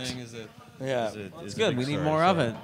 Marijuana. Yeah, exactly. Marijuana cookie. Marijuana cream. That's going to be the big thing. I was going to ask you about the cream. Actually, is the thing. That's so my new project. We have MJ Creams. Now the website is online. The website's online. MJCreams.ca. And so to explain to people what MJ Creams is exactly. Well, we've been selling this product at our dispensary for quite a while under a couple of different names, Arthritis Cream and Chronic Cream and that. And the creator's just sitting right over there, actually. I liked Cream of the Crop. That was my favorite. So we went through a few different iterations. But what we've done is we had it's just a simple base body cream infused with a wonderful concoction of a hemp seed oil and marijuana resin, and it's wonderful for the skin. There's all kinds of studies on our website at mjcreams.ca that talk about the benefits of topicals. We've seen it evidenced in our dispensary over and over again. So we decided to expand it to not just have one product, but to add other essential oils. So we have a special one for pain. We've added arnica and juniper to. Those are both also very good topical formulations for pain, and together with the cannabis, it works really well. And we've got one for skin with comfrey and calendula. And we've got one that we call Calm that's got lavender and chamomile for kind of a soothing tonic effect, and one that we call Heat that's got ginger and cinnamon in it as well. And then we've also put them into salves. We've got a beeswax coconut oil combination, and we're going to have coming soon some massage oils with a slightly lower potency, but better for more therapeutic and lubricants, and sensual purpose and stuff, and some lubes, other things that might be coming later as well. But the cream is the one product we have out. It's only available right now, either on our website or downstairs in this lounge here. In this building, but we'll have it soon in a lot of other places coming, and you can. I've sampled the products myself. I think they work very well. They've got a great package design. They look really professional. Yeah, we got a great look, and Dana, it's where are they made? For free. They're not made in your bathtub at home or anything, are they? No, you and Cookie are standing around the bathtub. The cream is professionally made at a place that makes pharmaceutical creams and things, and then we infuse that ourselves. Nice. The extra steps, so the final adding actually is done in it's more like a warehouse. Mr. Cookie Laboratories. Yeah, Mr. Cookie Labs. We do the final mix. Yeah. But we're going to be moving our way up to some other facilities and that. But it's a new thing. Using it for we have free samples available on our website as well. So if you want, you got to pay the shipping. It's like $12 basically, and we'll send you 3 samples of the cream. There's 5 different kinds. You can pick whatever 3 you want, and so that's the deal of a lifetime for $12. Deal of a lifetime. By mail, yeah. Definitely. If you can pay You're more. never going to find a deal in your life as good as that. Or if you just come by here, you can get some. I think they'll have some downstairs, or we can get them to you for free without the shipping if you're in Vancouver and you meet us in person somewhere. So cool. But we've had a lot of positive feedback, and that's why I'm happy to give them out for free, because I'm confident that people will get a a good response to it. It's going to be popular. They work, guys. And the thing, I mean, they've got THC and CBD in them that makes them a Schedule II drug under the letter of the law, but we're selling them openly to everybody without any kind of medical prescription or anything. I really defy anybody to decide they want to charge me for selling a marijuana cream. It will not get you high. It's not very good to eat. It's a body cream, not something that you can eat or whatever, but... So we're just making it available to everybody in defiance of the ridiculous law. And if they arrest you for it, then go to court. They're not gonna. But if we have to go to court for selling marijuana, skin cream, it'll be a good one. It'll only get us such attention that we'll sell a lot more cream, and it won't. So we're not requiring any kind of recommendation or medical thing. We'll sell it to any adult that wants some. And I'd say it's safe for all ages. It's wonderful. And if they've got the cream, and we'll have the salves, and we'll I want people to let me know what they think of the different formulations, and if there's ones they like or don't like, and we can always mix them up in the future. But I'm really happy about the quality. mjcreams.com.ca. Yeah. Mel, are you leaving? You're all dressed up again. Oh, she's got to go. Oh. She's got to go. She's waiting for Todd. Yeah. It's cold out there tonight. Are you leaving? Want to give me a hug? Bye, Mel. Salves are ready, like what, 2 weeks or something? We're gonna have this first batch of salves ready. 2 weeks for the salves. Well, text me soon. 2 weeks after that for the massage oils, and then we'll see about any new products. I've been using the cream actually for quite some time. It's in even my Vancouver Sun article. There's a picture of it in the Vancouver Sun. A lot of my stuff, I've always supported it. It works well for my back, my knees. When they burn, I use the cream. A lot of people know me, and shit works, man. I mean, I got it's all my videos. I get big tubs of it all the time. So definitely a good product. Rolling barrels of the stuff it works. John. Yeah, right on. Good to hear. Just let you know, like people. I use it all the time. It's got John's seal of approval. Absolutely, it's got absolutely. Well, it's good to hear.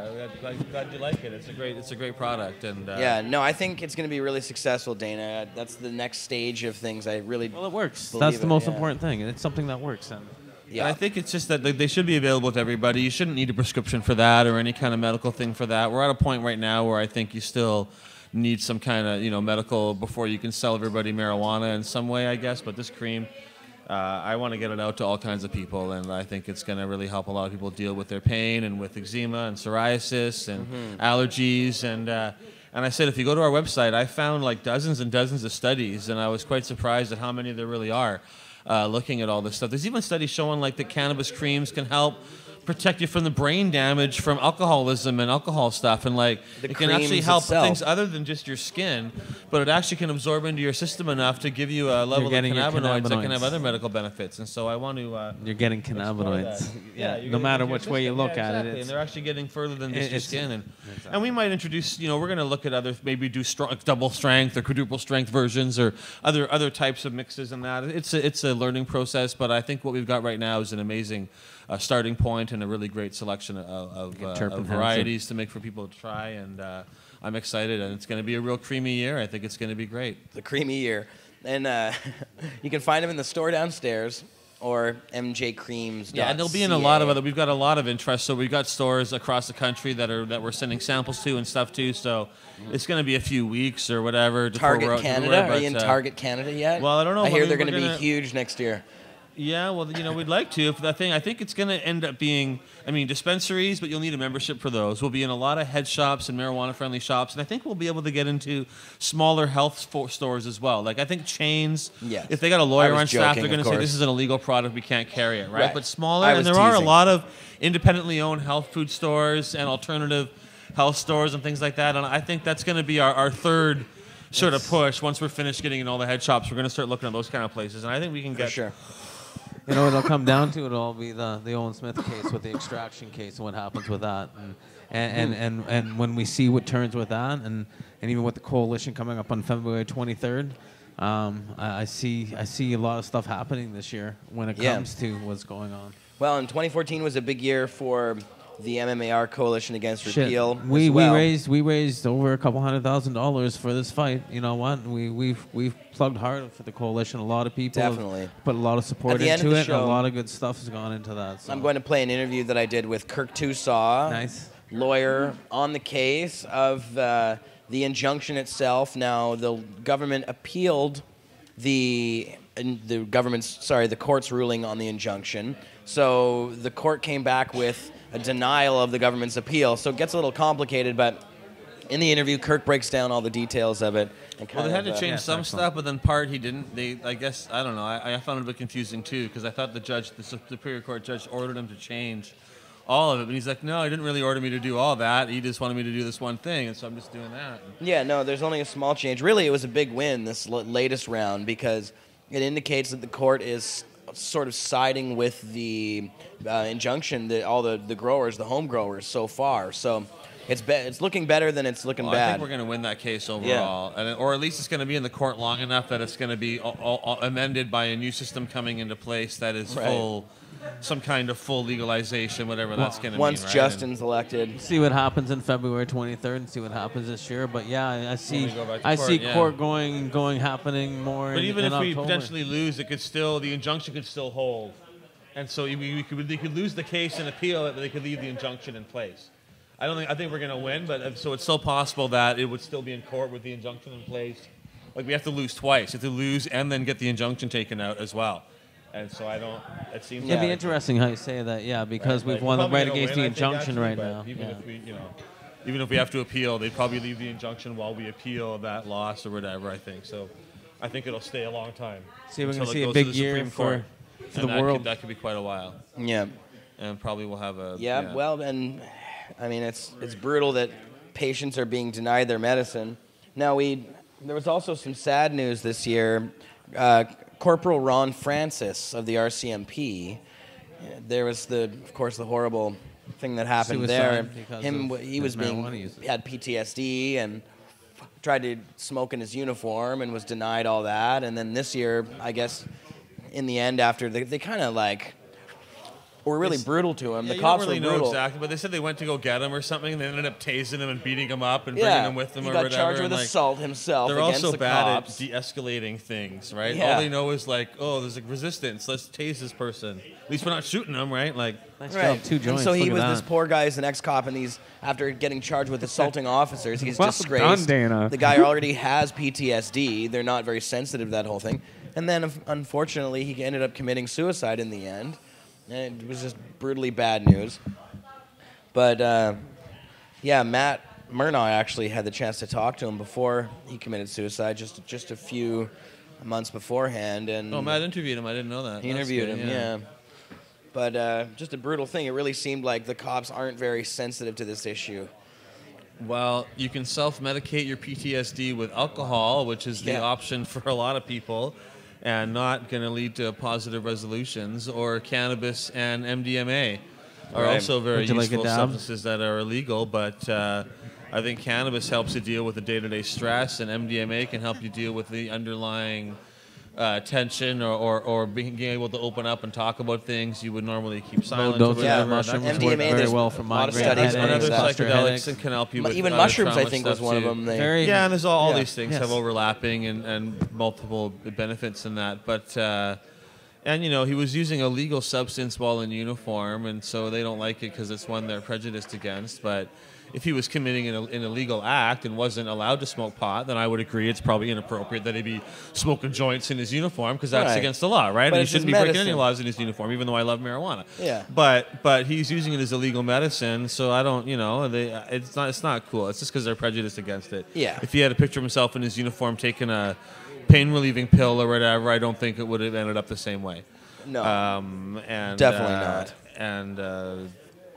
Well, it just shows you there's still a lot of stigmas to get over. And I don't know for him specifically, but there's a reason that a lot of police get PTSD, and that is partly because we make them enforce stupid laws, and we put them in situations where they have no option but to do traumatic stuff, and we don't like cops that brutalize people, and that's bad. But it also, the person who brutalizes gets kind of screwed up too in that process as well. For sure. And not that I'm trying to make it, but and for a lot of police. And people in the military and stuff too, you're put in terrible situations and not given, and I would like to see our police more trained how to de-escalate things and how to avoid shooting people. And that the numbers of troops that come back with PTSD and the numbers of police are huge. Where they seem to, it's easy to sit here and second guess from an armchair thing, but at the same time, there's also a lot of times when... That one's for you, Dana. Oh, sorry, all right. He's dabbing now. No, it's a brutal thing, and obviously we have a lot of work to do when it comes to the people that enforce the laws and military and that. I mean, the statistics are just absolutely horrendous when you really look at them, but it's a sad topic. Hopefully in the future we'll use the benefits of drugs like cannabis to help people deal with those things. Well, maybe avoid conflicts in the first place. I do believe if substances like cannabis and psychedelics are more widely used, it wouldn't necessarily mean that everything will be solved, but certainly it opens your mind up to a lot of other possibilities and to resolving conflicts in different ways and to a sense of togetherness and brotherhood and oneness that makes people not want to kill and fight each other. And so one of the reasons I support full legalization is because I think it'll make the world a more peaceful, happy, unified place, right? 100%. Doesn't mean it's all going to always be good if we're all smoking weed instead of drinking alcohol, but it's definitely going to change the vibration of our planet and how we interact with each other when these things are more widely available. There's such wonderful tools and benefits like that. So it's not the thing you always talk about when you say, I support legalization because it'll bring world peace, but really that's a lot of time what it's really about in many ways. Yeah, well, and those things come through. It's funny, Dana, your series that we're publishing on Cannabis Culture right now, the History of Cannabis in Canada series, it just shows me that there's so many things that cannabis has historically been used for, just our recent past. And when we talk about world peace and all these things, well, we're constantly looking for renewable resources or things that will help us develop the industries that we need to actually make something like world peace possible. And it seems like cannabis actually does have, aside from the benefits of it for your psyche, but even just the industrial benefits of it, makes something like world peace seemingly a lot more possible. Literally, like directly. Well, a lot of conflict is over resources and access to resources, and oil's the big one, but it's not the only one. And right. Cannabis is a substitute or a replacement or better than a lot of these other things, and it would certainly help if every country could produce enough of their own energy and their own food and things like that through growing this. It would that would reduce a lot of conflict, and oil, we're not making any more of it. Right. It's really easy, like I said. Cannabis is the next gold. We don't have to mine it from the earth. We can grow it from the ground. It's Green a fuel. gold. It's a fiber. It's a medicine. It's well, and absolutely, clothing. and the real benefit comes when you can grow it for all those things at the same time, or for a few of those things at the same time. It's tree of life, going to change baby. the world. I see 2015 a huge. Tree of life. I see a lot of legalization going on worldwide. Well, and that history thing that you talked about there, I'm excited to bring that out this year. I've been working on this thing. Ultimately, I've been working on it about 20 years, really, because we started in the 90s writing it. Even earlier than that, I think I used to give out pamphlets at the early marijuana rallies in like the late 80s and early 90s when I was doing this stuff, and it was like the history of cannabis in Canada, but it was only like 7 paragraphs, right, of this early history. We knew that it had first been planted here and then a little bit about it, but we didn't really know very much. And now, so we've been publishing an expanded article series. It's been on getting Cannabis longer and Culture. longer, and I've even added so much to that series that you've got now. That's My right. problem is and that you've if you added it to a book you're actually going to publish. Fully, every page is beautifully graphic novel, illustrated in black and white. Yeah. Well, it's just an illustrated history. It's every page is beautifully illustrated in black and white from a lot of historical drawings and actual images and that of things that happened, and the artist is super talented and. So people can view a few of the pages. It's wonderful. I just it's Facebook finding account. all this stuff. But I got so much more. So I'm glad the book will be the full encapsulation. All the other things I put online are missing substantial parts. But I found wonderful things about the 1700s and the early French period growing cannabis in Canada and the challenges they had, and when the English came in and took over, and how they tried to do it, and it was hard to grow it here, and they almost ended up trying to bring in 100 slaves to work the cannabis crop specifically, but that ship ended up not coming here, and if it had come here, that would have been quite a bit different. But they found they could get a better price, so they sent all the slaves somewhere else, and they didn't end up with the slaves that they wanted in French Canada to work the cannabis crop. All right. But it's a lot of details. It's a long history and a lot of stuff, but. It profiles a lot of the activists and people that have made this movement what it is over the last couple of decades, and I'm really happy about it. I think it'll inspire people and educate people, and I know I've learned a lot researching it. Tasty.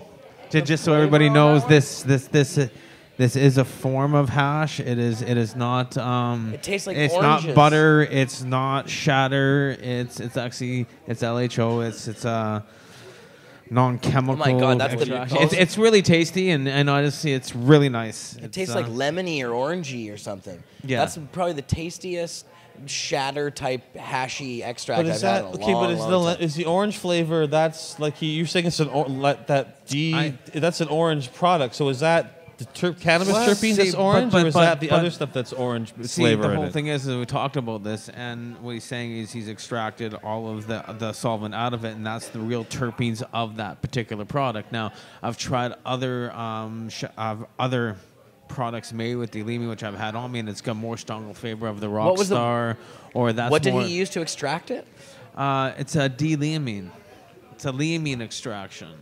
Which is what you get from orange peels, like deal, right? So is that why it tastes like oranges then? A little bit, yeah. But of course, the main terpene in this particular strain is D-liamine. So if you look at the terpenes that are in cannabis, so I have it's already related to that. Yeah. I see. Okay. It's really nice. It's tasty. It's not real scratchy. It tastes good. It's fucking delicious.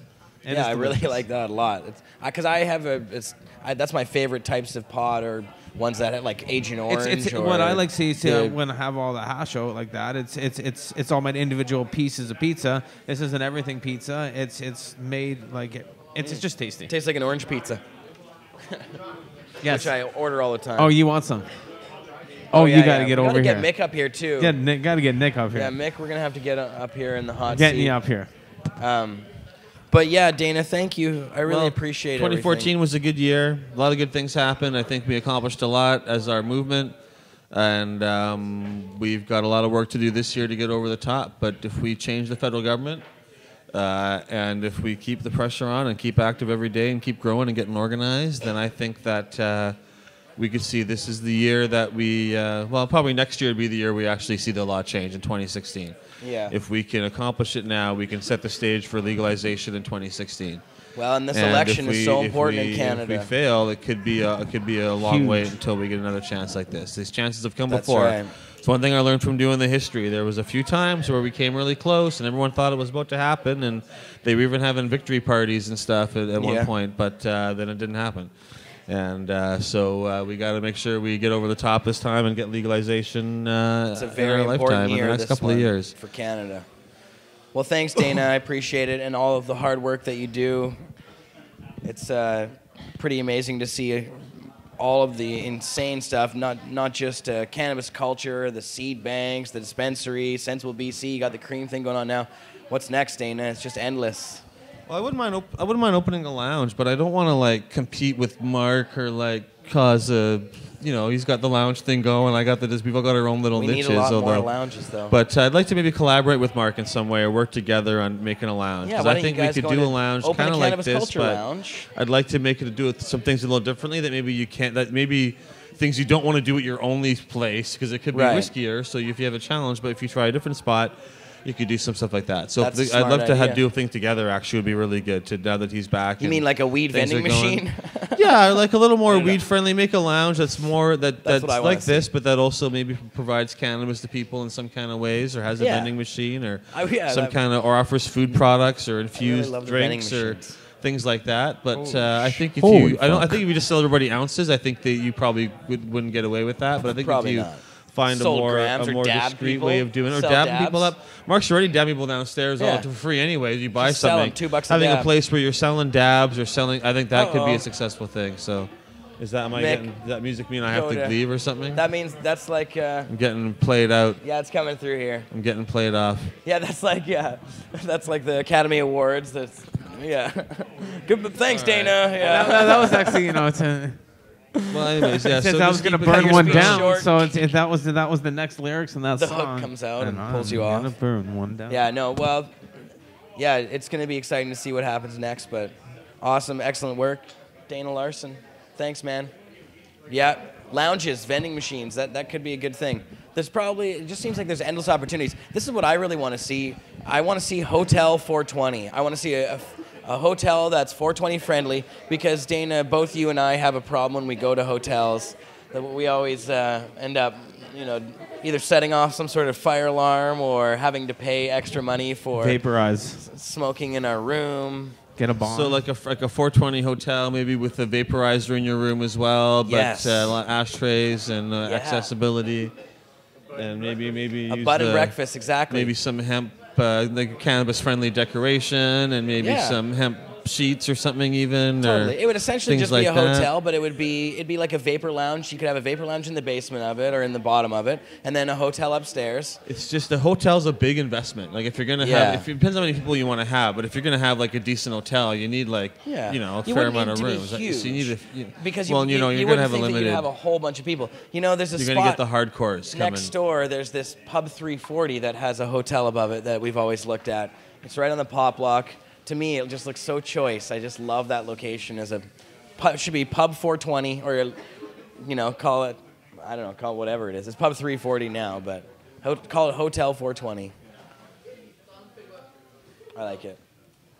Anyways. Well, there you go. There's a project for you. Yeah, I don't have the time nor inclination, I guess, to invest in a hotel. I know hotels are hard to run.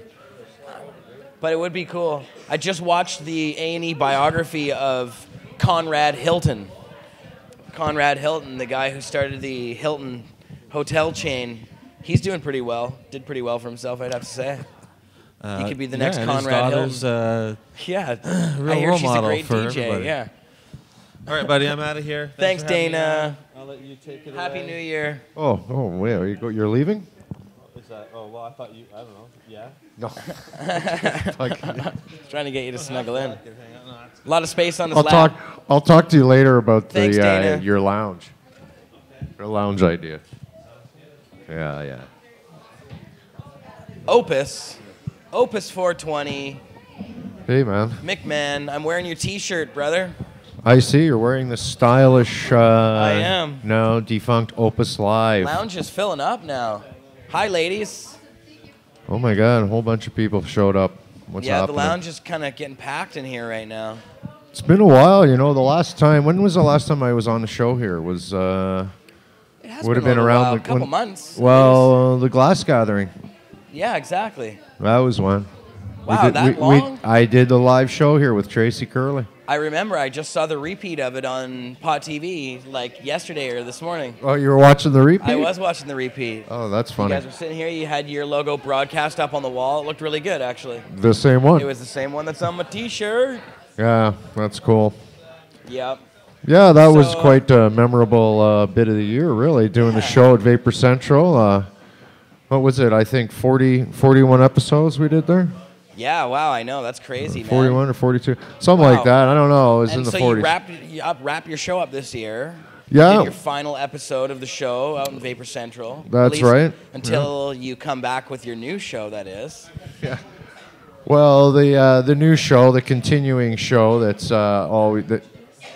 that's going on. Like Goodwin said, we just keep getting canceled, but then we just pop up somewhere else. So That's right. Do you know when what the situation is? Do we have an ETA for that show? Or what's the story here, I don't have an ETA, but we have a ton of material because I've been traveling an awful lot. This year, 2014 was a major travel year for me. I did over 50,000 miles in an airplane, fly miles. That's a lot. Yeah, there was Jamaica. Just in circles too around the airport. That's you only just went to Saskatoon. But all you just go to Saskatoon. Yeah. I got lost at they didn't even YVR. fly. It was just driving around the airport. Shuttle how they planes. drive those planes. Back and forth to the I like interior. when they drive it around for a while. Yeah. No, well, that's crazy, man. And so, that does make for a lot of footage. But are you also now officially, have you found a co-host, or is that official, or? No, I've got one coming on board. They're going to take the audition for the role. I know who your co-host is. Yeah. Oh, auditioning. Oh, I thought it was it's a role that has to be. No, it's a role that has to be auditioned for. Oh, no. See, there's the thing. My show, as you should know, all of the shows, nothing is set in stone. Of course not. We just roll with whatever, as it goes. The gorilla man himself. That's right. Happens spontaneously. Yeah, the spontaneity of Opus 420. You're right. Oh, dear God. I know there's somebody watching that's rolling their eyes now. Yeah. Yeah, exactly. Flag. But, no, that's... We hope to be making a lot more appearances on the air. We're going to be doing a lot more video. I'll be out and about shooting, so don't be alarmed when you see me pointing a camera at you. It's just a camera. It's not a weapon. It's just a Officer. camera. No. And yeah, there's some changes we're looking at. We're looking at some media designation, official media designation, and taking some of the media pass. Yeah, the whole bit. Cool. Doing a couple specials. A lot of different things sort of going on. But I'm officially back in Vancouver, I guess, Lower Mainline anyhow. I'm here. I'm looking forward to this year. It is 2015. And it's an election year. You guys, Dana, you guys were talking about it. I'm in the process right now. This is interesting. I wanted to mention, I went out the other day to buy... Michael Harris's new book, Party of One, and talking about, some of the problems with Stephen Harper and his one-man show, Government. And interestingly enough, I went all the way down to chapters. They were sold out. So I take that as a good sign that people are reading the book. Yeah. But it was also kind of a pain. But... luckily, I went online anyways at Amazon, and I had the book in my hands within 24 hours, and I saved $15. So there you go. Well, but I hope that a lot of people are reading that and getting more educated as to the real Stephen Harper and what he's all about. I know there's been a few of those books that kind of have exposed the real shady sides of Harper and all his crazy crimes. Well, sure. There's Harperland is one that I've read. Another one, The Armageddon Factor, is another very good book. Yeah. But more importantly is I just hope people get out to vote. Like Dana said, we got a lot of work. We can't rely on books and polls. We have work to do. We have to make sure people actually get out and physically vote. And that's what it really takes. I mean, I notice now that I'm back from Australia, where I just spent the last month, I turn on the radio. I listen to internet radio. I'm listening to a Toronto station, and 4 times at least an hour, there's a conservative ad. Oh, man. They're just pounding with bullshit ads. Yeah. Just bullshit ads, scare tactics, attack ad bullshit. So. Well, and the ads are one thing. Now, the part that I think is underhanded and shady are when they have these government ads that aren't they're not supposed to be conservative campaign ads. They're supposed to be educational mini commercials, but really they're just actually campaign ads, and they're like, talking about how marijuana is bad for you. They're basically like partisan conservative points disguised as educational programming, spending taxpayers' dollars on fooling, immigrant populations or conservative populations, reinforcing their base essentially, and using taxpayer dollars to do it. So they're crooked bastards. Well, there's commentary in the HuffPost, I think it was, I saw briefly today on the way down when I was checking my phone, that some of the conservative spending, the tons and tons, the millions and millions of dollars that they've spent on self-promotion and their ad campaign could be their version of ad scam. Oh yeah, right. This very well could become their version, their ad scam for them to wear. So amongst other things that they have to nothing sticks to these guys for some reason. They're like Teflon. But you know what? It's what's not sticking. In this case, it's what's not sticking. It's not the ad scam or another tainted robocalls. But Mike the other Duffy. thing they can't duck, what they cannot duck, is the fact that the falling oil price. The price of falling oil and there's right now that the investing in people with money are really, really quick to turn to alternative energy because now's the time. The time is ripe. Mm-hmm. The money will go where the smart money will go where it goes. And trust me on this one, the smart money, a lot of it now is going to alternative renewable energy. And that's what it is. Renewable energies are the thing that people want, and that's what people are going to get. Yeah. Really. We have David Anonymous Levine. I mean, wait, who is that? It's Guy Fawkes himself. Hi, David. What's new and exciting in the pot? Happy New Year. It's Anon Pot. Anonopod. Happy New Year. No, I have not yet. I don't have a CD player.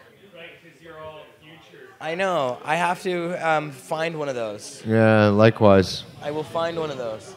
My laptop. Oh, there's one in this laptop. My own personal laptop doesn't have a CD player in it. Yeah, I mean, No. we have Macs. They don't have it's all CDs. Macs. We have no CDs. That's right. That's right. I don't use my cassette tape no more neither, David. Yeah. Why'd you give me an 8-track? Yeah. I think you were giving me that present while I was live on the Myrnawana Zone the other day on Tuesday. What's that, an 8-track? Yeah, he gave me an 8-track tape. Best of David Malmo Levine sings disco hits. Yeah. Comes with its own disco ball. That's right. Sequin thong included in the package. Just add 60-watt light bulb. That's Disco Dave's outfit.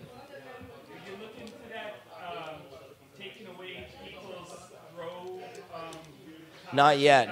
No, not yet. I will look into that, though. David is onto this new, what are they? They're taking people's grows away in California. Not yet, but we don't want to spook everybody. We'll find out more about this. Apparently, there's legislation being proposed that would do some badness down in Cali for next year. So 2015, there's going to be a fight. It's not just going to be a cakewalk. It's going to be a pot brownie walk, actually. Well, it seems to be, we never stop fighting. Yeah, and even when here it is that they bring in, one form of legalization, they turn around and they make bad regulations. There was another article, I think it was in the Financial Post today that I saw referring to how in Colorado that all the legalizations fail to stop the black market. Well, no fooling. Yeah, You've got high taxes, it's overtaxed, overpriced. Yeah, that was an AP story. Overregulated. Yeah, and it's true. I talked to Phil a little bit about this. If you don't have a market that either matches the black market and makes pot available with the ease of the black market for a cheaper price than the black market. For instance, then people are alcohol. still going to go to the black market. Yeah. Why wouldn't they? Alcohol is the perfect example. It is so cheap to buy it that it's not worth the fact to make it and try to sell it. Unless the novelty of buying in a store will wear off when you're paying $20 a gram. It just doesn't make sense. It's ridiculous. No. Yeah.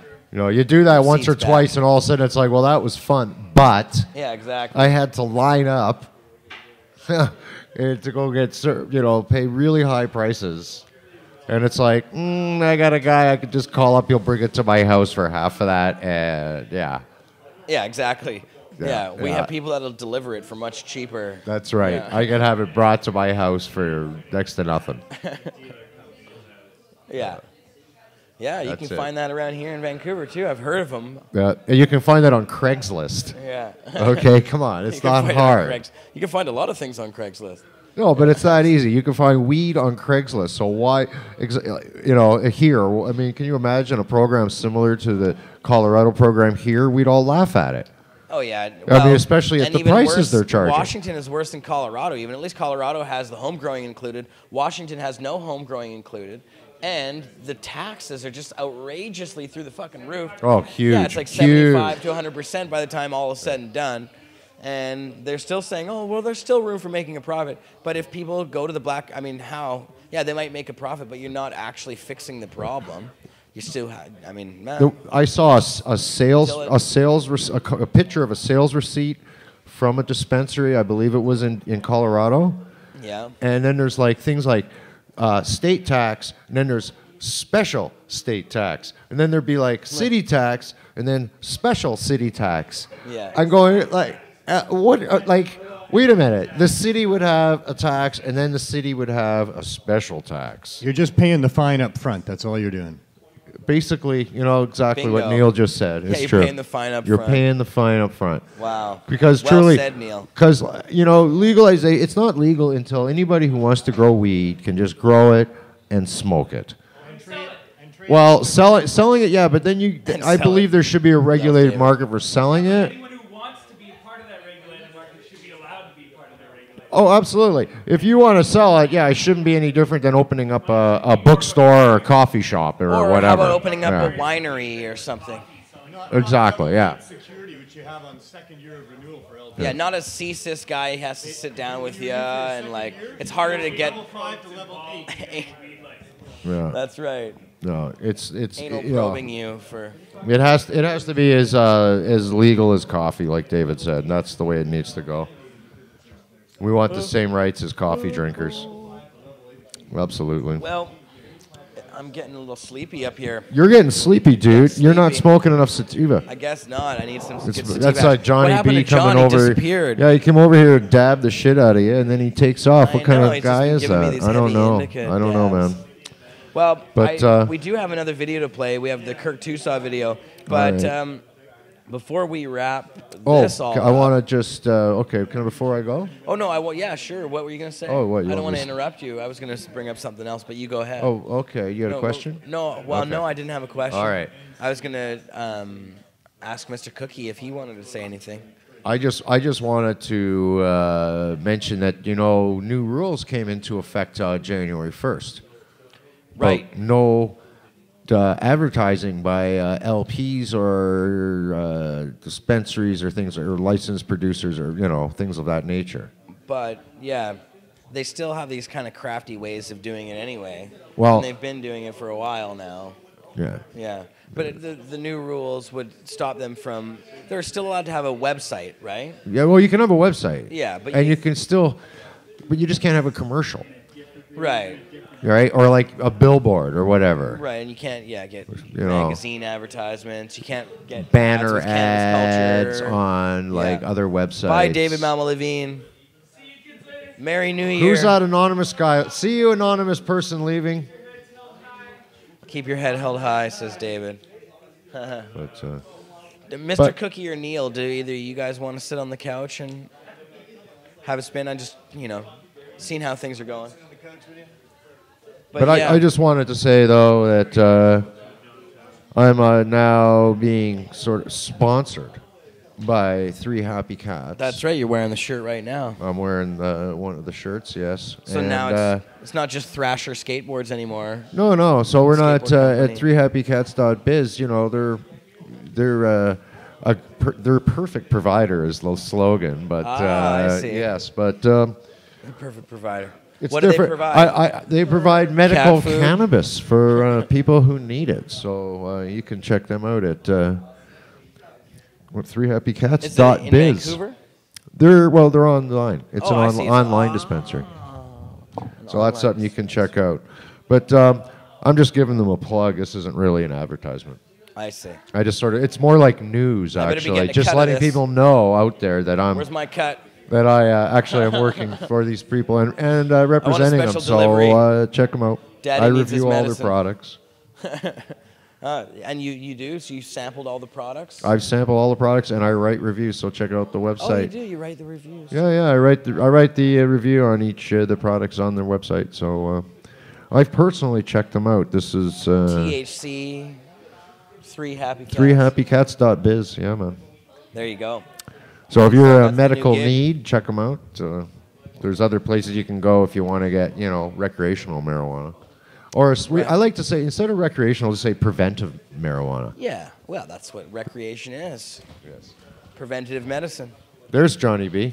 We have Neil Magnuson over here as well. Neil's in that Neil. handsome-looking fellow with the goatee who hopefully is feeling a little bit better after he's had a few hard times over the past couple weeks. Well, I'm happy it's a new year. I'll say that. Yeah, on to new, bigger, and better things. Yep. I'm hoping it's going to be a great year. I think it is going to be a great year. I think this is the year we get her done. Get her done. Get her done, man. Legalize in like Larry the 2015. Cable Guy. How do the conservatives think they can get away with this? Those ads you were talking about, 300-400 times more powerful than the weed of the 60s and 70s. Who do they think they're trying to kid? This bullshit. isn't your father's marijuana. Saying that it lowers the IQ. These are lies. They're outright lies. They've got to be taken to task for this. Alcohol lowers your IQ. That's a well-known fact for the most part. I don't think there's too many people that get smarter when they drink.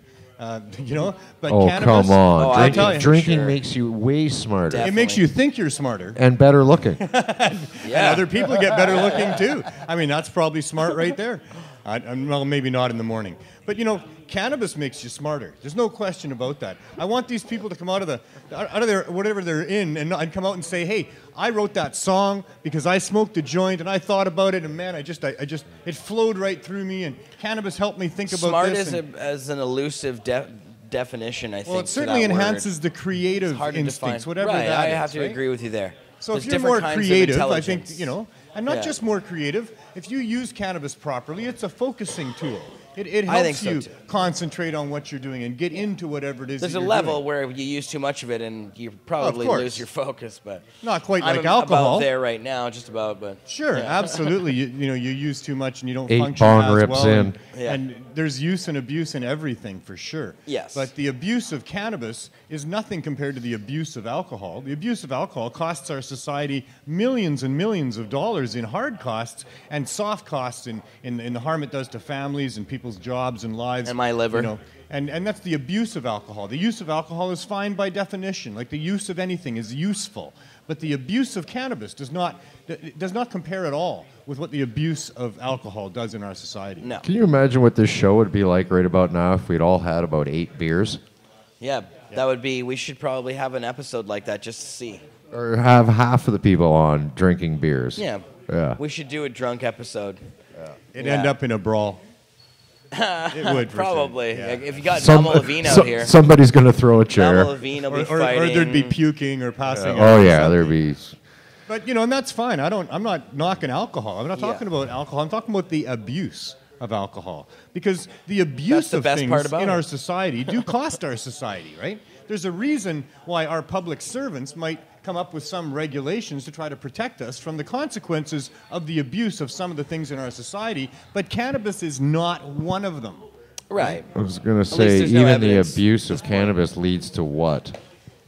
Eating Haven't more seen it pizza. hitting the bong. No, but there's no Sleeping. bad effect on You need a lighter? society. There is what no I'm bad getting. effect get on this girl a society. lighter? Right now we've got people that are showing up in emergency wards sometimes because they get into baked goods, or maybe their kids get into baked goods, and that's a big issue. And I've heard that talked about on American news channels, where they're saying that there's Cookie more has one. hospital admissions and emergencies for kids that got into baked cannabis. But the story ends there. They don't have a poster child for, here's little Johnny so-and-so, and he's one of these kids, and look how fucked up he is. Like, he's never going to walk again properly, and his liver ain't functioning, and he's brain dead for the most part. Right. There's none of those stories because there's nothing like that. Yes, But there's a some million people alcohol get, ones. into baked goods. Some people eat too much of that stuff, and they get a little paranoid about what's going on.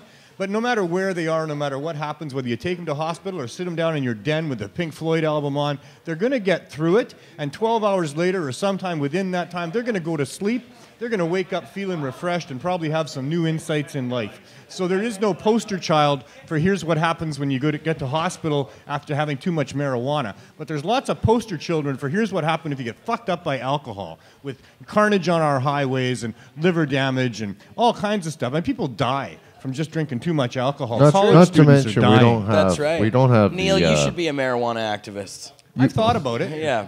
What we don't. We also need the poster parents for bad parenting Well, sure. because they left their brownies out and their kids got into it, and Well, but the Poison Control Board will tell you that there is issues with parents that don't properly lock up their fertilizers and pesticides in the garage and in the basement, and they leave their liquor cabinet open and their pharmacy cabinet open.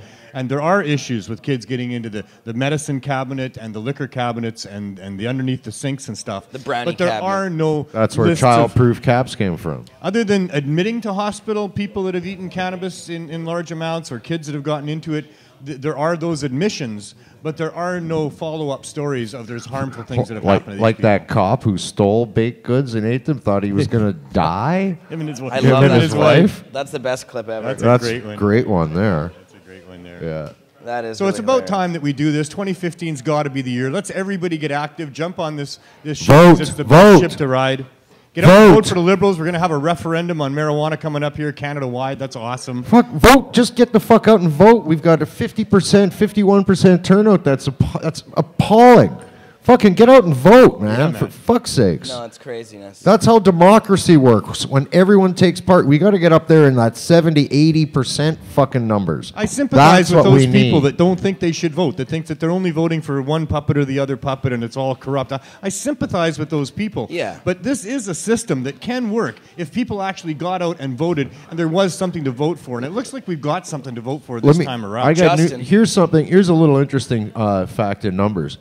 Under the present amount of people that vote, all right, if we could get the 18 to 23-year-olds, okay, if we could get 30% of those eligible voters out to vote, would change the entire process, it would change everything. Yep. Yeah. They would be running shit. They don't realize, the young people don't realize they would fucking we could own this run country. this fucking If we place. could only get everybody mobilized, we could run this damn country. We'd stop arresting people for marijuana pretty fast. They would always been like shit that, themselves if you had that kind of turnout. Yeah. First of all, and I think what would happen this right internet away to is get there's not organized. enough polling stations. And if that amount of people showed up, all of a sudden the lineups would be amazing. They'd be going, uh-oh. Good, that's fine. I've worked at the polling stations, man. It's hard work all day. You're going at it. So if more people came out to vote, we'd have to work harder At the same time, though, there's also more people voting in advance polls now. And you can vote online. So, Why do we have to go through all this anyway? We could really now tap in and vote. No, there's you no don't like voting that? online. No. Because it can be corrupted, I suppose. Yes. It can be corrupted so easily online. It can already be corrupted very easily. Every time that you have anything that gets in between the voter, the pencil, the piece of paper, and the person who counts it, you add a layer of corruption or the possibility of corruption. You don't see us getting to a point where we could do that. You know, the voting Now they're card counted machines that they have, by that adds machines. a level, right? And you can't be sure about that. And in fact, most of the evidence that there's like websites in the States like Brad Blog and other ones that have documented a lot of the corruption around these voting machines, and it's massive. They're everywhere. Yeah, like there it's true. is serious problems with voting machine corruption, not just in the United States, but all around the world. Let's stay old school then. And that's why paper ballots are always the best. Okay. But even in Canada now, we have our voting card machines, and like we just had our civic elections, all done on voting card machines. They I did it in Toronto this last year. Scantron card. Yeah. So I think went into a machine, a reader. No, it's not that like hard to vote. It's like, you go and get lunch every day. It's not any harder than that. So people can do this. Every single time they add that, they've had electronic voting machines for a long time. And when I was in university, I took media studies, and I actually wrote a paper on this exact subject. And it's virtually always been corrupt. Well, And so many elections have been cheated in. It's just shocking when you actually look at the real evidence. I don't think there's been an election that's actually been fair in United States history, and probably in a lot of Canadian elections, we don't really know the truth. Canada, you don't hear about it as much. But we should mention right now, there is a petition floating around. It's on Facebook. I think it's from avaz.org. About talking for having UN monitors come forward the Canadian election and actually monitor our elections this time around, due to the fact of what happened back in the last time with the robocalls and all. I mean, because there's so many people have lost faith in the whole process now with all the shit that goes on. And they'll continue to do this because they want less people to show up to vote. It's easier to control the whole bloody game if, like I say, 50% or even less people show up to vote. It makes things easier. What a good scam they had going, though. I get the other Liberal and NDP voters list, and then call them and say, the election is this date, and give them the wrong date. Wrong date, wrong place. So send them somewhere else. What a crazy scam. Oh, my God. These guys are geniuses. But they've got so much money, geniuses. and they're dealing with evil geniuses. And if I'm reading They're that book, motivated. Party If they of can, One. they will, right? I'm reading in that book, Party of One. It explains it all very clearly. They're using American Republican advisors, people who've been worked on Bush's campaign and with Reagan and stuff. These are guys all behind the scenes you never normally hear about, like Arthur Finkelstein and stuff like these guys. It's like they have a formula that's actually never fails. Anything they ever get involved in, they make happen. They make governments. These guys, it's all bought and paid for. Yeah, and some of that stuff has recently come out in documents released by WikiLeaks and LiveLeaks, some of these other places. that have talked about how they were really working in secret behind the scenes in the Canadian government, and they were bragging about, oh, we've had successful campaigns in Canada and other places. So it's like really, you know, it reminds me of Chile back when they had the coup d'etat that overthrew the Allende government with Pinochet. You know, they had kind of a soft coup here in Canada where they made the Liberals look really bad, and they had the Stephen Harper takeover, and now they have a majority government. Mm-hmm. It's essentially a dictatorship. There's nothing that any other government can do. Once they have a majority government and they have the Senate as well, you know, what are the chances of it doing is kind of holding serve. Yeah. You know, they really have an advantage for sure. Oh, there's nothing they can spend you can taxpayer dollars and run these campaigns. They've really been in election mode for a while with these campaigns, like you say that they're running. You know, it's hidden as a Health Canada ad to try to protect teenagers from having a lower IQ and using cannabis, of course, because it's 3 or 4 obvious times campaign more powerful. Materials. But it's obviously a political campaign. Because it's not backed up by any real evidence. It's just conservative It's like in fact, the real evidence should allow us to take them to task on that, and they should be sued for putting something like that out there. Yeah. I mean, the prohibition of cannabis discourages the use of cannabis and encourages the use of alcohol and these much more harmful substances. So that should be a crime in itself, to not allow cannabis to be on an equal playing field with the other pharmaceutical medications and with the other recreational drugs. That's a big crime in itself, too. Oh, yeah. It's time. This could be the year that it really does turn, because it should turn. It's not gray. It's completely black and white. We've been lied to for decades. Well, we have to make it turn. We have to do the job, man. It's not. They're not going to turn it. We have to still do it. Right. Oh yeah, everybody's got to get involved. So, like Obama says. You know this. Oh yeah, this is the year. This is the year. We got no. This is only the year if we push it through. We have an opportunity, and if let's not let it go. We can't let this opportunity slip by. If it's another 50-some-odd% voter turnout, it's going to be trouble. Get out there and vote, Canadians. You have to get out and make it happen. That's it. There's no other way about it. We can sit here and tell you all the reasons why. We can go on and on for a long time. Well, we're not going to do that because we're all activists. We can stick it to the man. What are we talking about here? There's more fun than you can have doing just about anything else. We get to stick it to the man if we get out there and vote. Well, I just want to mention, though, because this is what we came back with from the convention last year, 2014 in Jamaica, the activist convention. Right, exactly. This was what it is. No matter what you feel, no matter where your political alliance is, we all have to come together, get out, and vote Liberal this time around. This is an opportunity never before had in the history of this country. If you're a pothead and you like marijuana, you want marijuana legal, this is your guy. This party is the one. This is our only option. They don't got everything going on all sides of all the issues. No. But if they legalize cannabis, they stop wasting tax dollars on criminalizing cannabis consumers, we can get those other things figured out down the road. We really will do that. And it's the only time any prime minister candidate has actually come forward and said they want to legalize marijuana fully, that's actually had the chance to win. Any prime ministerial candidate who has a half a chance of winning has actually come out and said, I want to legalize marijuana. This is a first ever in the history of the country. This is something that John Conroy was continuously driving home to us, that, look, we can't pass up that kind of an opportunity. It's what we've worked for the last decade. This is it. The guy's said he'll do it. How can you not support that?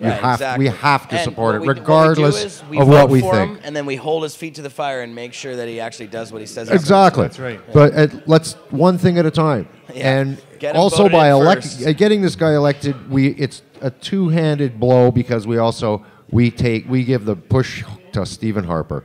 Get rid of this guy. He's dangerous. So let's do it.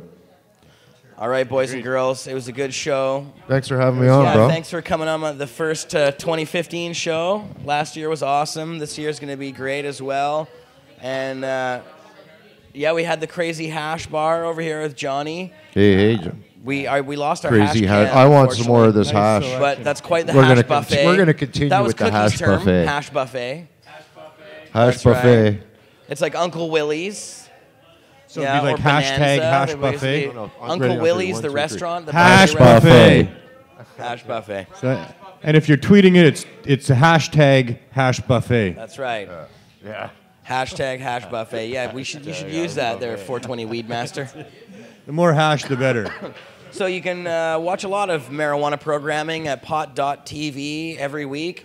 You can find us again back next week, Friday at 4 p.m. right here on Pot TV. And this weekend, don't forget to watch the Redbeard show. We have the beautiful Lovecraft here. That's right. Oh, is Redbeard in Alberta this week? And what's the story? Are we bringing the show back live here? From Alberta, but your show? Yeah. Oh, well, I sure hope so. Yeah.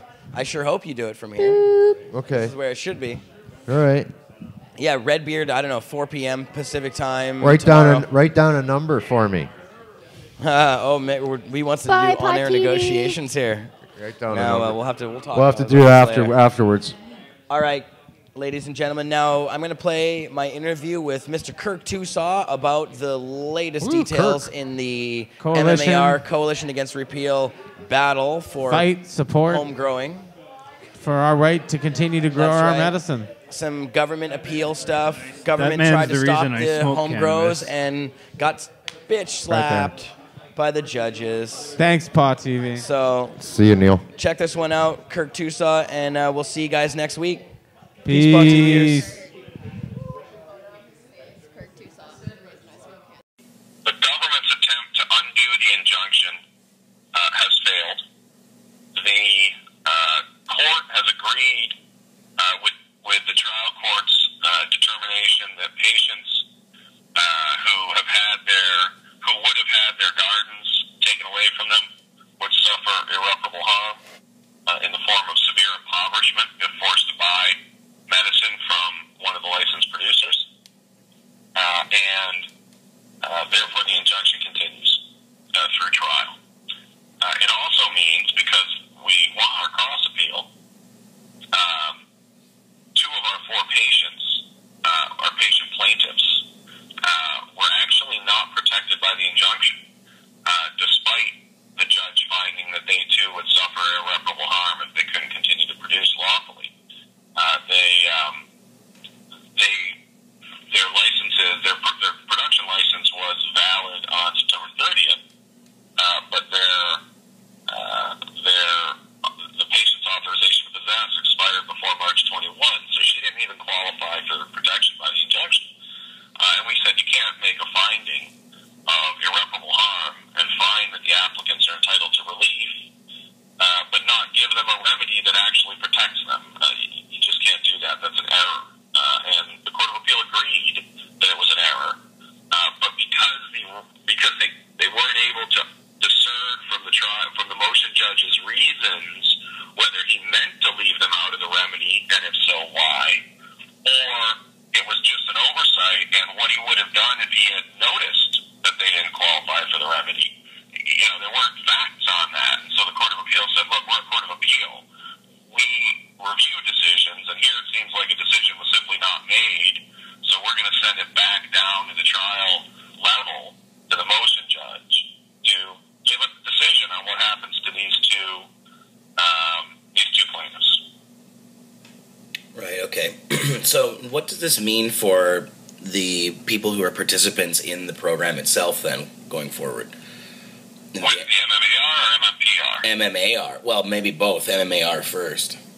Well, for people that qualify for the injunction, and possibly even for people who otherwise would have qualified, but for the time limits imposed by the judge, it means they get to keep growing until the trial. And, more generally, it means that the Court of Appeal agreed with the trial judge's factual findings, or at least had no reason to overturn them. And those factual findings about the economic hardship that people are going to suffer if forced to buy their medicine from licensed producers, those factual findings are really critical to our success at trial. So, in a way, this gives us further confidence that we're on the right track in terms of our arguments at trial. Mm-hmm. And so now, does this change at all people who are participating in the MMPR program? Well, not really. I don't think that the remedy below is going, let's put it this way, it might. I mean, if the trial judge on reconsidering what remedy to impose to cover off our two of our plaintiffs who didn't get protected, if he broadens the injunction significantly, well then possibly people in the MMPR may sort of backdoor their way into a right to produce, even if they never held previous production licenses. I mean, obviously, we believe that anyone that is a qualified medical cannabis patient ought to be able to have a home garden, and that's what we're arguing at trial. But I think that that's probably a stretch. I think that generally speaking, this means that not a lot is going to change with the status quo between now and trial. Right. And do we know at all when that trial will be? Trial's scheduled to begin February 23rd and go for 3 weeks. So there you go. Wow, well, this is good news then. That's fantastic news. I was jumping for joy, literally.